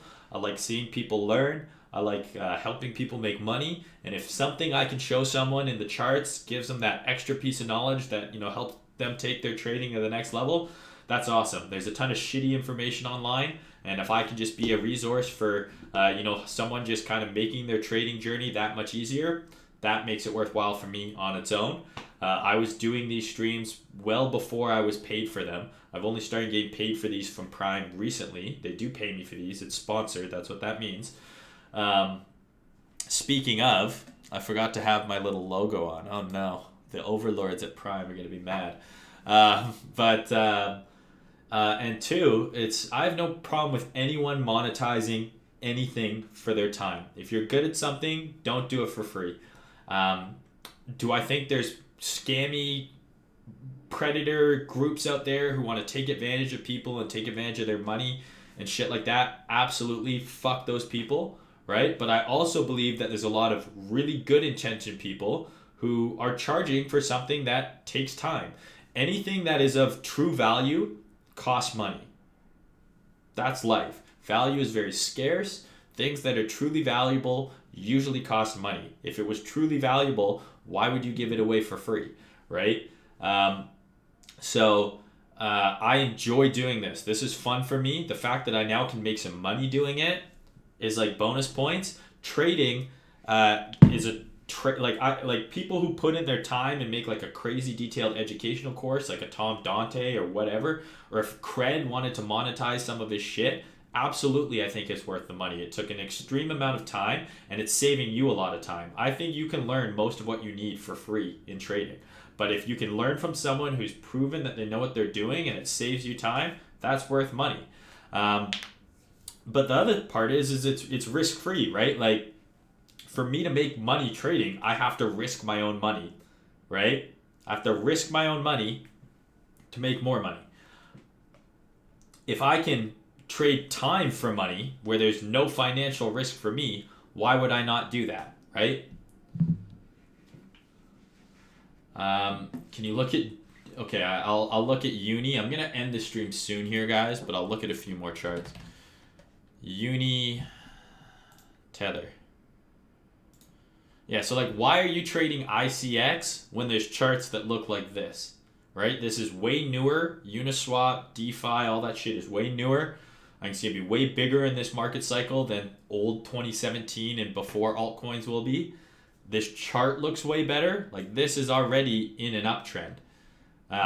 This looks good. Right? Once we break through here, this is going to fucking fly.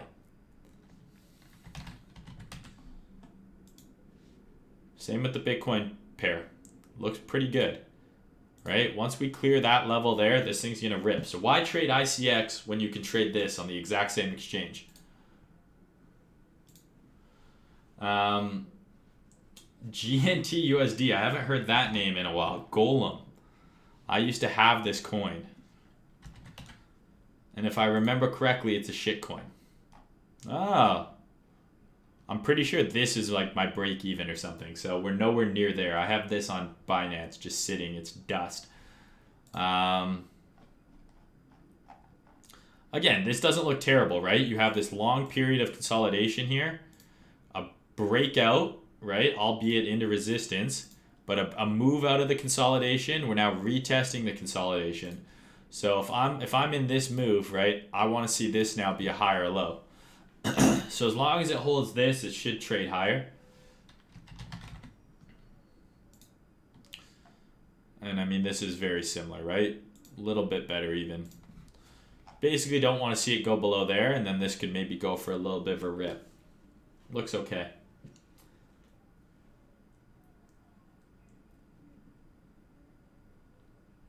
Where did you do most of your TA studying? Most of what I learned comes from ICT, Tom Dante, Trader SZ, Simon Clute.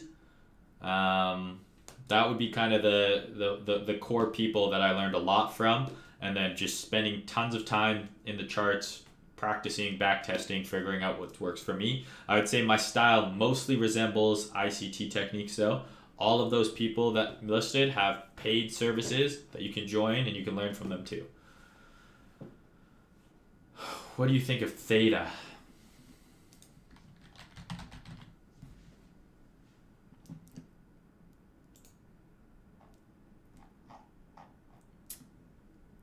I mean, goddamn. So, I mean, this is another one where I'm like, okay, you know, this has been pumping for a while now. Like, look at that, this chart. This has been pumping for a while. I mean, unless I'm looking at the wrong one. Yeah, like, I like this a lot less than I like a lot of other altcoins. Like, Uniswap looks way better than this. This looks like it just had a blow off the top, right? Like, this looks like this. So there's just better coins out there to trade. But, you know, I guess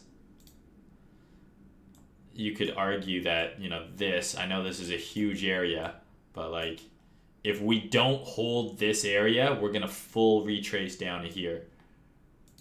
So, you know, maybe this is where it stops here.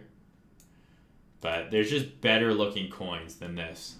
You know, why trade something that is just put in a huge parabolic move and is half retraced already versus something like Cardano, you know, God, I mean, that looks kind of crazy too.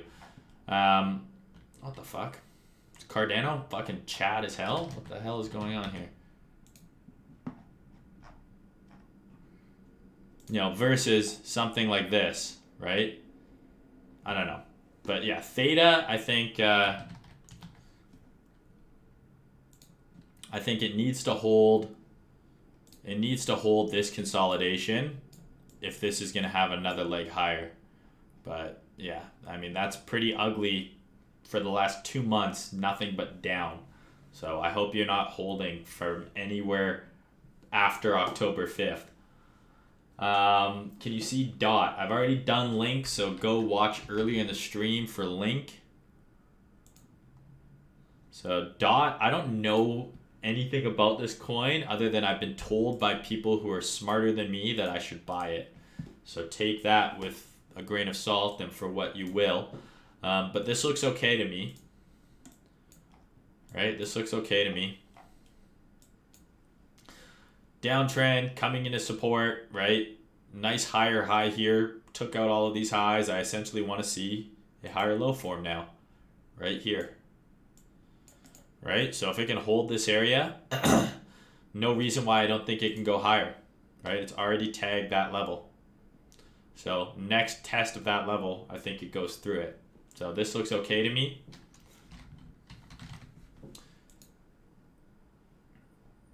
Yeah, I mean, effectively similar idea here, right? Needs to hold this level. Already tagged this level. Assuming everything keeps going up, it's going to go back to at least close to $6 and then ideally beyond.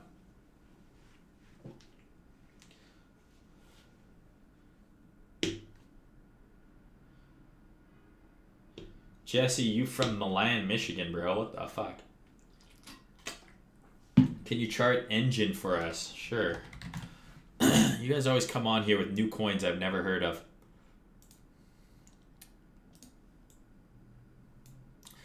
Again, so many better charts, right? This doesn't look great, but, you know, this is the floor. Right? So this is the floor. What worries me about this is you have a low, a high, a lower high, back into here. So, you know, could this make new lows? Potentially. But this is the floor that it's in right now. You know, no sign of curling quite yet. It's it's back into this consolidation. Needs something to look bullish here yet. There's nothing yet. I would not touch this coin with a 10-foot pole until it kind of gets above here, because this just looks still down, right? So, you know, could it do like a little kind of 3 drives pattern? You know, maybe it does one of these things. But basically, I want to see it kind of reclaim this area before I even touch it, because this doesn't look great on pretty much any time frame. It looks like shit on almost all of them. Okay. Bid BTC ticker is in accumulation range. Bid BTC. I don't know. Right? There's resistance. So maybe. Right? This is kind of like almost an ascending triangle. So get through that level and it will probably go higher, but yeah. Could be potentially gearing up for a move. But, you know, there's nothing here that's telling me to trade this right now, other than maybe that, you know, ascending kind of triangle formation here. What is an ascending triangle? Main, all patterns in market structure. Well, it would be higher lows, wouldn't it?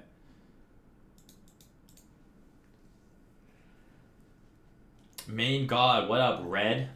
How's it going, man? Oh man, the timeout ran out. Jesus, how far back was I on the chat? Jim Bob, do you have anything outside of ETH and BTC that you're always loading up on? For the most part, I would say the majority of my portfolio is in BTC and ETH. And then I have other random altcoins that I will accumulate on. But I'm not really much of an altcoin trader. I don't know about any of the projects or what they do or anything like that. So I'm not the guy for altcoins by any means. Hey bud, I'm also in Van. How are you managing trading? I find it consumes my whole life. Are you setting alerts in H4 and 15-minute zones? How do you manage doing work for your other business while trading? Well, it's difficult being in Pacific Standard Time. One thing I trade a lot is Forex. And so for Forex, you know, between 10 o'clock at night and about 1 in the morning, that's kind of the London Open area. So that works out well for me. But you don't get a lot of sleep. I don't know how to really shake it for you. There's no cheat code. You don't sleep a lot. My best advice would be is if you're having trouble making the time or you keep missing moves, is to zoom out, focus on the high time frame, and set orders where you want to buy and sell at, because there will be a lot of instances where moves happen overnight and you're not at the charts, so you can't take advantage of them. You can use alerts, whatever you need to do, but a pretty common thing amongst crypto traders is you're not going to get a lot of sleep, especially when the market is volatile. So when it is volatile, take advantage of it. As for how do I manage it when I do work for my other business, I'm self-employed. I own my other company as well. So I'm my own boss. So it makes it a whole lot easier to look at charts all the time. And when crypto's going crazy, I pay less attention to my other business. So that's an advantage. If I had a 9-to-5 or something like that, it would definitely be more difficult. I've had a 9-to-5 before in the previous bull run. And I quit that so I could trade. That ended up being a mistake at the time, but oh well. It'll never get back to BTC all-time high. I don't know what you're referring to, bro. Sorry. You mentioned something about a Discord channel. Any way I could join? Yeah, bro. DM me and I will send you a link. Got you. Thanks, man. Yo, what up, Danny? OMG USDT. Sure.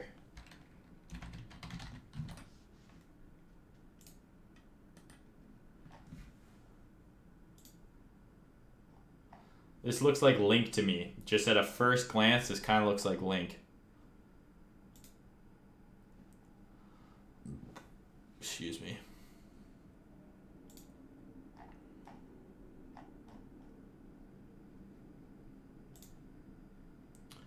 I mean, here's your here's your floor. Right? So there's your floor. The question is this a market cycle that's bottomed, or is it going to go back down to these fucking levels? You sure fucking hope not.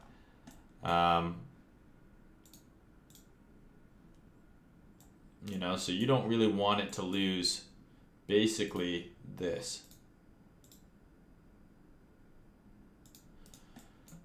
Right? It's already tested this level here. Okay? So next level is here. So if it can hold this low, right, back to here and likely up to here.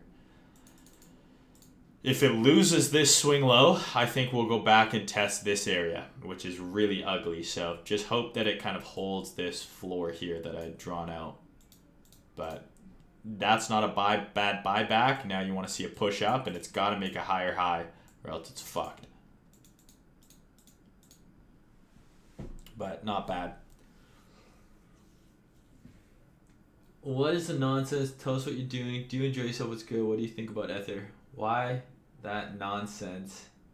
Tell us, what are you doing? Do you enjoy yourself? What's good? What do you think about Ether? I don't really understand what you're saying, but I'm doing good. I'm happy. And I talked about ETH at the entire start of the stream. So basically, this is my area of interest. I want to see what happens here. And if we reject here, I think that's bearish. And if we get through 620, I'm longing it to 800. Right? So bearish on a rejection here, bullish on a move through 620. I already did DOT and Link. So anyone who is new to the stream, I don't know, there's still 140 people watching. That's crazy. I've covered most of these coins. This will be up on YouTube. You can go rewind. I've covered both of those coins already. Red wants me to chart. I see. You almost got me, motherfucker. I was about to read that out. I'm going to read it out anyways because it's funny. ICUP USD. I literally was about to type that. That's so funny. What's wrong with small heads? Exactly. And I actually have a big head, so...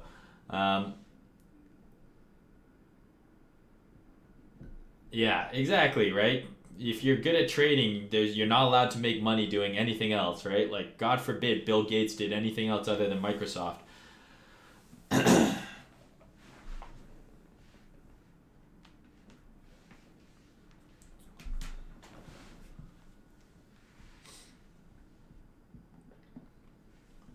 ZEC BTC.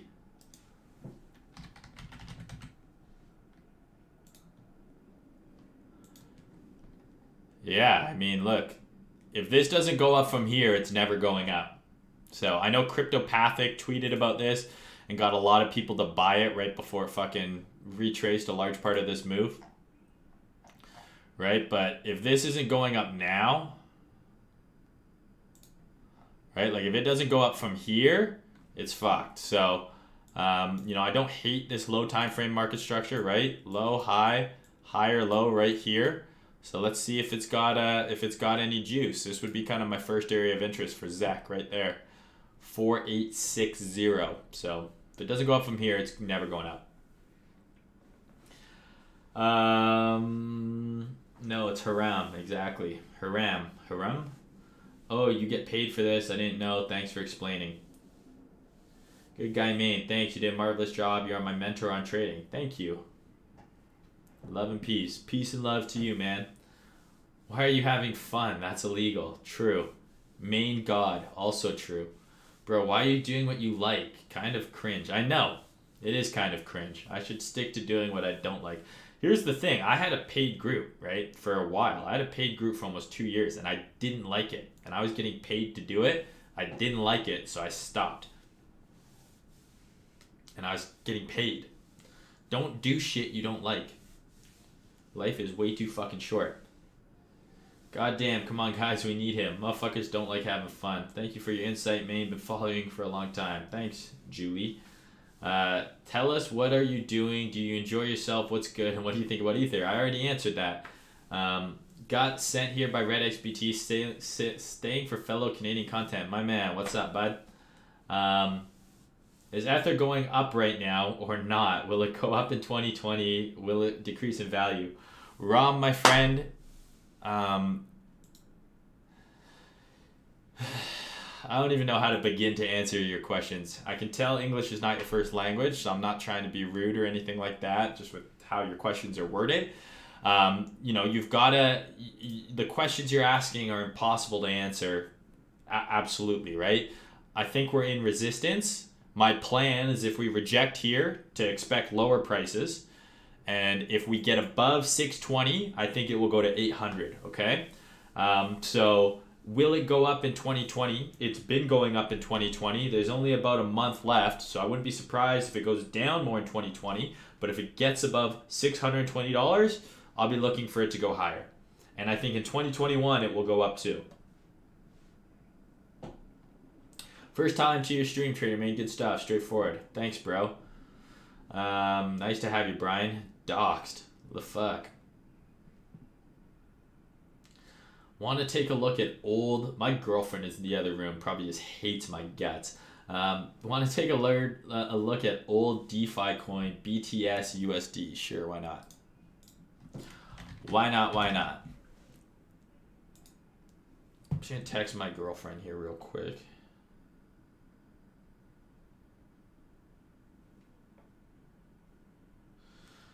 I'm getting hungry, y'all.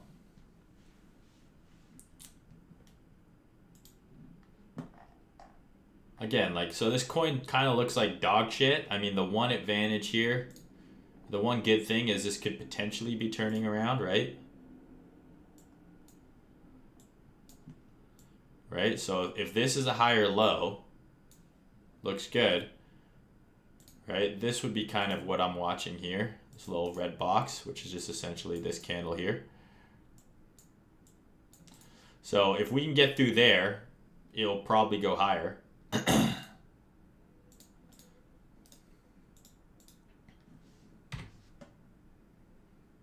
So it doesn't look like, this zooming out, if you own this thing pretty much any time ever, you're losing money. But it could be shaping up for, some potential bullishness.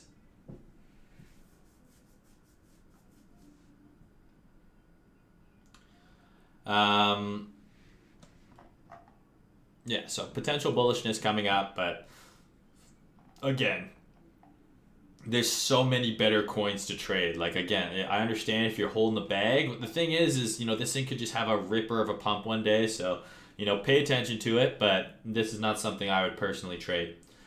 Hey, man, don't want to press, like your content, first time here, thanks for coming. Have you charted Engine? I think you asked me earlier. I did chart it. I did OMG USD already, but what will happen to alt if BTC explodes through all-time high? What do you think will happen? If the denominator of a fraction gets way bigger, what do you think happens to the fraction?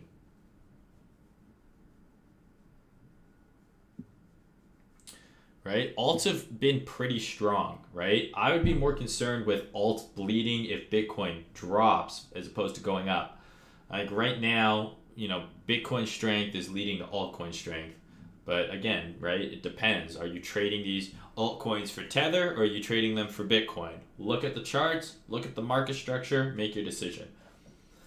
These whole Bitcoin up, alts down, Bitcoin sideways, analysis, it doesn't mean anything, right? Look at the chart. If you're trading an altcoin, right, if you're trading bit shares if you're trading BTC to get Ethereum, unless this chart is bullish for you, you should not be doing that. Ethereum, it's better to hold Ethereum than Bitcoin here. It's better to hold Bitcoin and over Ethereum here, right? So just look at the chart of the altcoin you want to trade, and then determine if you think this is setting up for a move up. You might have asymmetric risk reward in terms of holding that altcoin instead of Bitcoin. Your butt stinks so bad, dude. You didn't ban me long enough. God damn it, Jesse's back and my butt stinks. Crow USDT. You guys just hold the randomish fucking shit.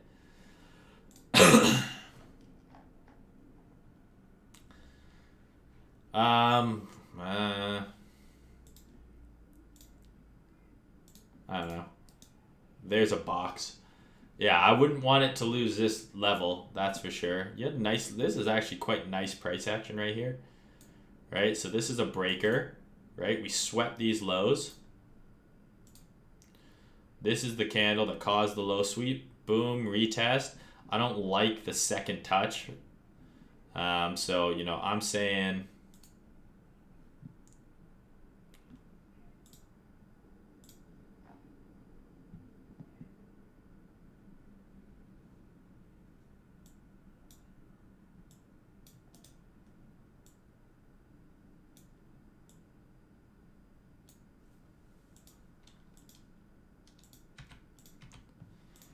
Yeah, I mean, you don't really want to lose, you know, this like kind of consolidation here. And this just made a lower low, right? So what you want to watch here now is us get back above here, right? Because if we come up here and reject, it's going to eat a dick. If we can come up here and regain this little black level, then I think we got a shot at trading up to there. But yeah, again, so many better charts out there. I see UP USD. I see UP red. You should get that checked out. Your butt stinks and your head is small. I guess it could be worse. Coinbase USD list price is Uni's current resistance. Kind of funny. Get out that chair, stinky butt. Your butt stinks. Man, this is commitment. I'm pretty sure this engagement in my chat is good for my YouTube account, so who cares? Do you take the DXY into account, or do you focus on the chart at hand only? I do take the DXY into account. I've done this explanation countless times in my Metals with Main video, right? But if you compare the two charts, right, there's a correlation here between the bottom on Bitcoin. Look at where the cursor is on this chart, right? The bottom on Bitcoin in June being the top on the dollar. A lot of these assets that are based in the US dollar, right? There's an inverse correlation with Bitcoin, right? The dollar has an inverse correlation. So when Bitcoin is really strong, right, and the dollar is weak, right, or when the dollar is really weak, you'll see uptrends on Bitcoin, and this is true all the time, right? Here is all-time high on Bitcoin, okay? All-time high on Bitcoin. Look where the dollar is. The dollar goes, it bottoms, and then it goes into an uptrend. Bitcoin tops, goes into a downtrend, okay? What about the COVID bottom? Look at the COVID bottom on Bitcoin here. Major uptrend. Where's that on the dollar? Right here at the top, major downtrend. So absolutely it matters. Report me for hate speech again. That was fun. Stinky butt, stinky butt, stinky butt. You're going back in timeout, Jesse. I'm sorry.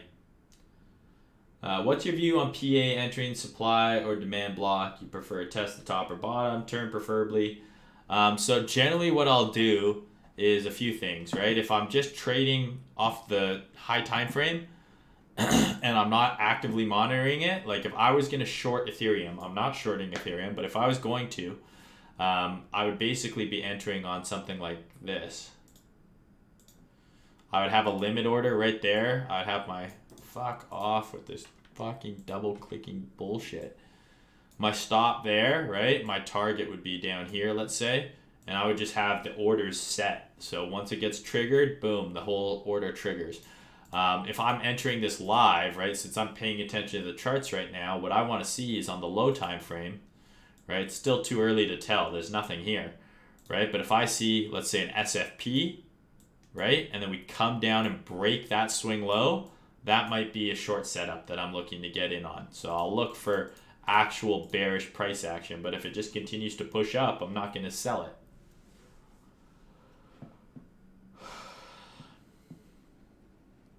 Algo, okay. All right, I'm taking no more chart requests because this has been 2 hours. This is crazy long. This is probably the longest stream I've ever done.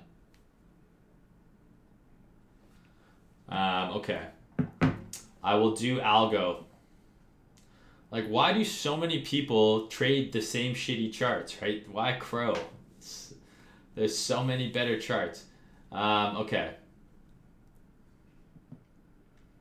Oh my god, how did I get so far behind on the chat here? Alright, let's do algo real quick.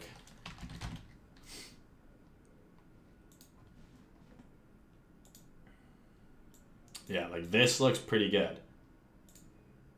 Low, high, potential higher low forming here. Right? Right into support. So, want to see a higher low form here. We had a nice little pump right into resistance here. So, wouldn't be surprised if this fucking gives a nice leg up here. This is a big move from there to there. But that looks pretty decent to me. Like, I don't see why you can't long this. Targeting there with your stop below here. That looks pretty good to me. On the weekly. On the H4, right? Ran this low, okay? Now we're clearing a clear key level here, in my opinion, right? So cap price, basically an SR flip. So your FTA on the H4 chart for me is right here. You get through here, I think it will go higher. So this looks decent. Algo I like. I like algo.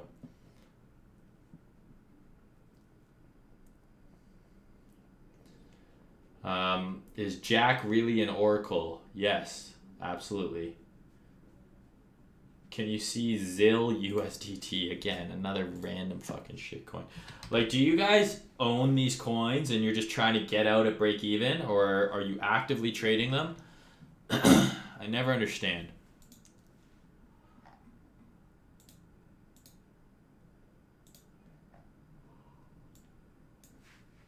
Maybe I should have been paying attention to ZIL before I talked. You know, this looks pretty decent, man. I mean, it's formed a low here, broke out of this consolidation, little consolidation here. Looks like it's breaking highs. I don't know if there's another chart I should be looking at where it's been listed longer. There you go. You know, but this looks okay, right? You've got a low, you've got your accumulation range, you've got a low, it's broken out, it's retested, looks like it's breaking higher, right? So what you want to see here is us hold above that high, and assuming that we do, I think this looks pretty good actually. What's your final thoughts on ETH? Little retrace due? Potentially, right? I right now it looks really fucking strong. So I'm not just going to short this. There's no reason to short this right now. If it gives me some sort of rejection, then I'll consider it. But look at Bitcoin. Both of them look like they want to push higher. So there's no reason to rush into a short on these things.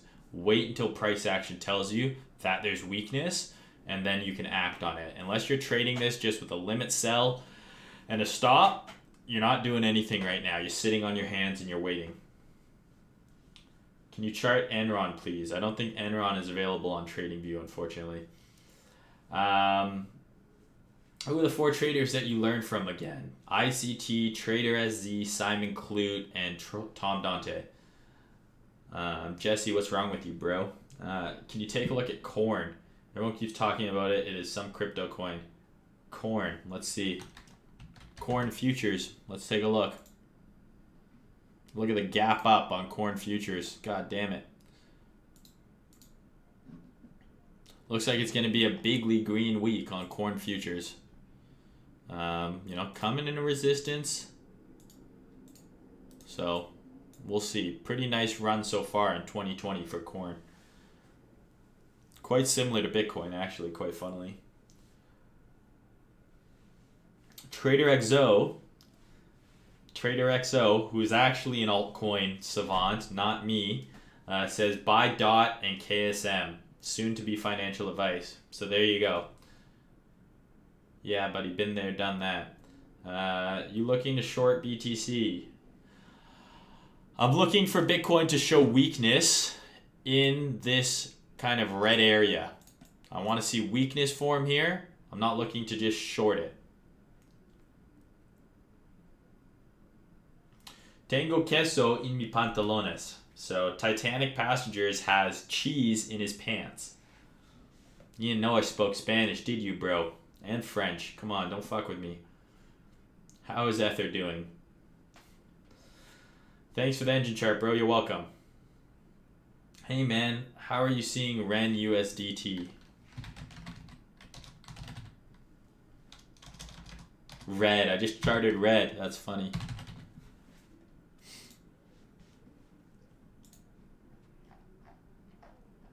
This looks the same as Link. Right? This looks like a potential market cycle.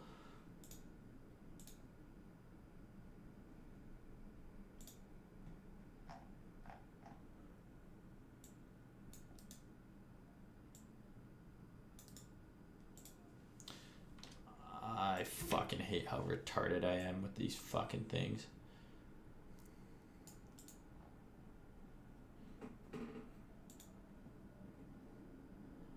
I don't know. Like, I don't love how this chart looks if you're bullish.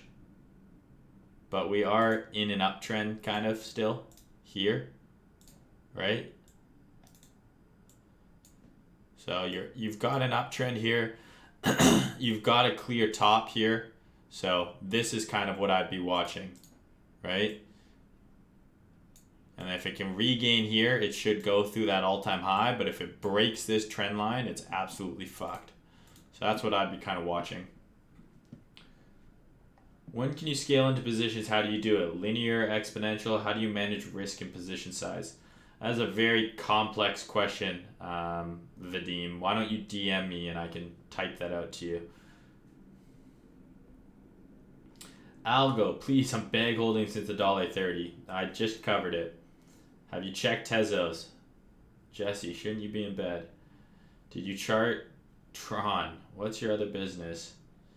He runs a prostitution ring. That's exactly right. And I have a porn site. That's correct. Mitch is actually my bottom bitch. Rom, have you not been watching the video, man? I've been talking about ETH the entire fucking video, bro.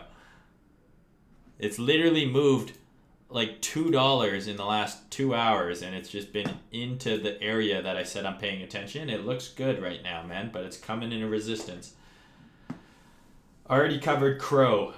Did you see Hisaka's P&L? Yes, I did. Very impressive. $150, like a 400x is absolutely insane and bonkers, and well done, Hisaka. Any advice for options and where to start? Yeah, start on YouTube, learn the basics before you even consider getting into them, and get competent in TA.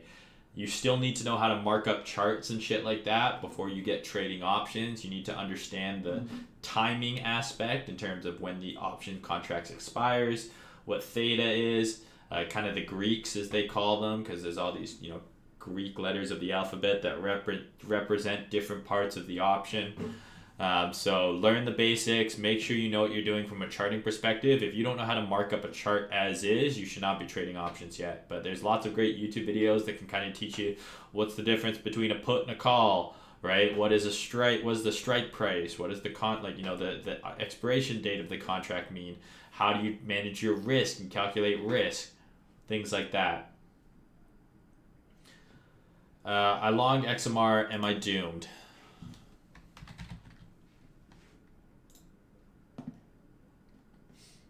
I don't think so.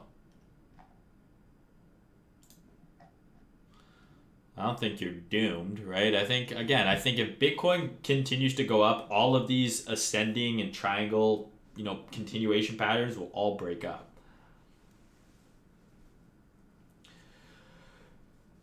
Do you think untested high before target breakdown are good targets to take profit on ETH? There's one at 766. I mean, 766 is a good level. I think if ETH gets above 620, it's going to $800. But yeah, if that's an untested high, can be a good level for sure. YeFi USDT. The fact we've had over 100 people stay around for this long is absolutely bonkers. Yeah, I mean, this looks pretty fucking good. Again, similar to almost every fucking coin, right? Came back, retested daily support on that Bitcoin jump. It's now pushing up. One thing I would watch here on YeFi is this little level right here. It's not what I wanted. I wanted my box, right? So get through there. Probably go up to here.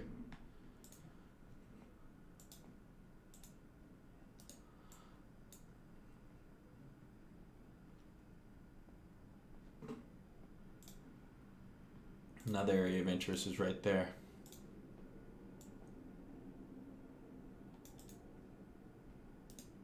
All right, so we're coming into the 6-2. So if this is going to reverse course, right, if this is going to flip bearish, right, it's going to happen in this area.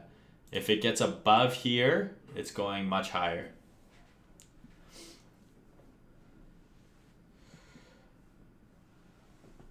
I looked at Cardano and I've looked at Algo. I answered your question about options. Do you look at charts all day? I mean, low time frame. No, I do not. Show us your girlfriend. Not a chance. No problem, Rome. I forgive you. By girlfriend, he means prostitute. Gorgeous mustache. Thanks, man. I shaved it off. You should have seen it before.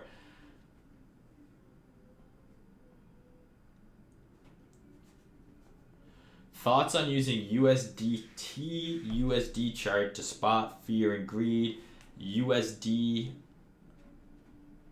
outperforms USD when there is fear. I've never heard of that or done that before. I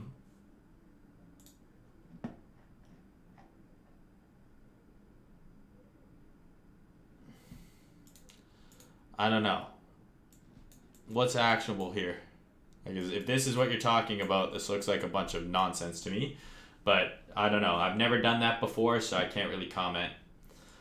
Crow USD, bro. I fucking covered Crow USD already. I covered Crow USD already. Love the setups you share. Thanks a lot. You're welcome. Thanks for watching. I like an OBS stream. Can you go over breakers and order blocks and so forth? I'm new to your content. I'll do that in another video, not one that's been on for over 2 hours already. Already did Algo. Solid stream in. Thanks, bro. Thanks for tuning in. Crow is going to mainnet. That's probably why. Thanks, main. Good shit as always. Another solid follow. Thanks, guys. YeFi I just did. Alright. I think I'm going to end the stream here, guys, because this has been very long.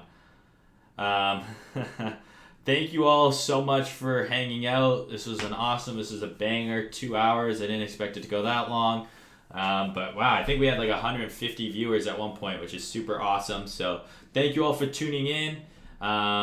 If you got any questions, if I didn't answer any questions you have, feel free to shoot me a DM. I do answer my DMs. You can join my Discord as well if you want more kind of long form analysis from me that I don't put on Twitter.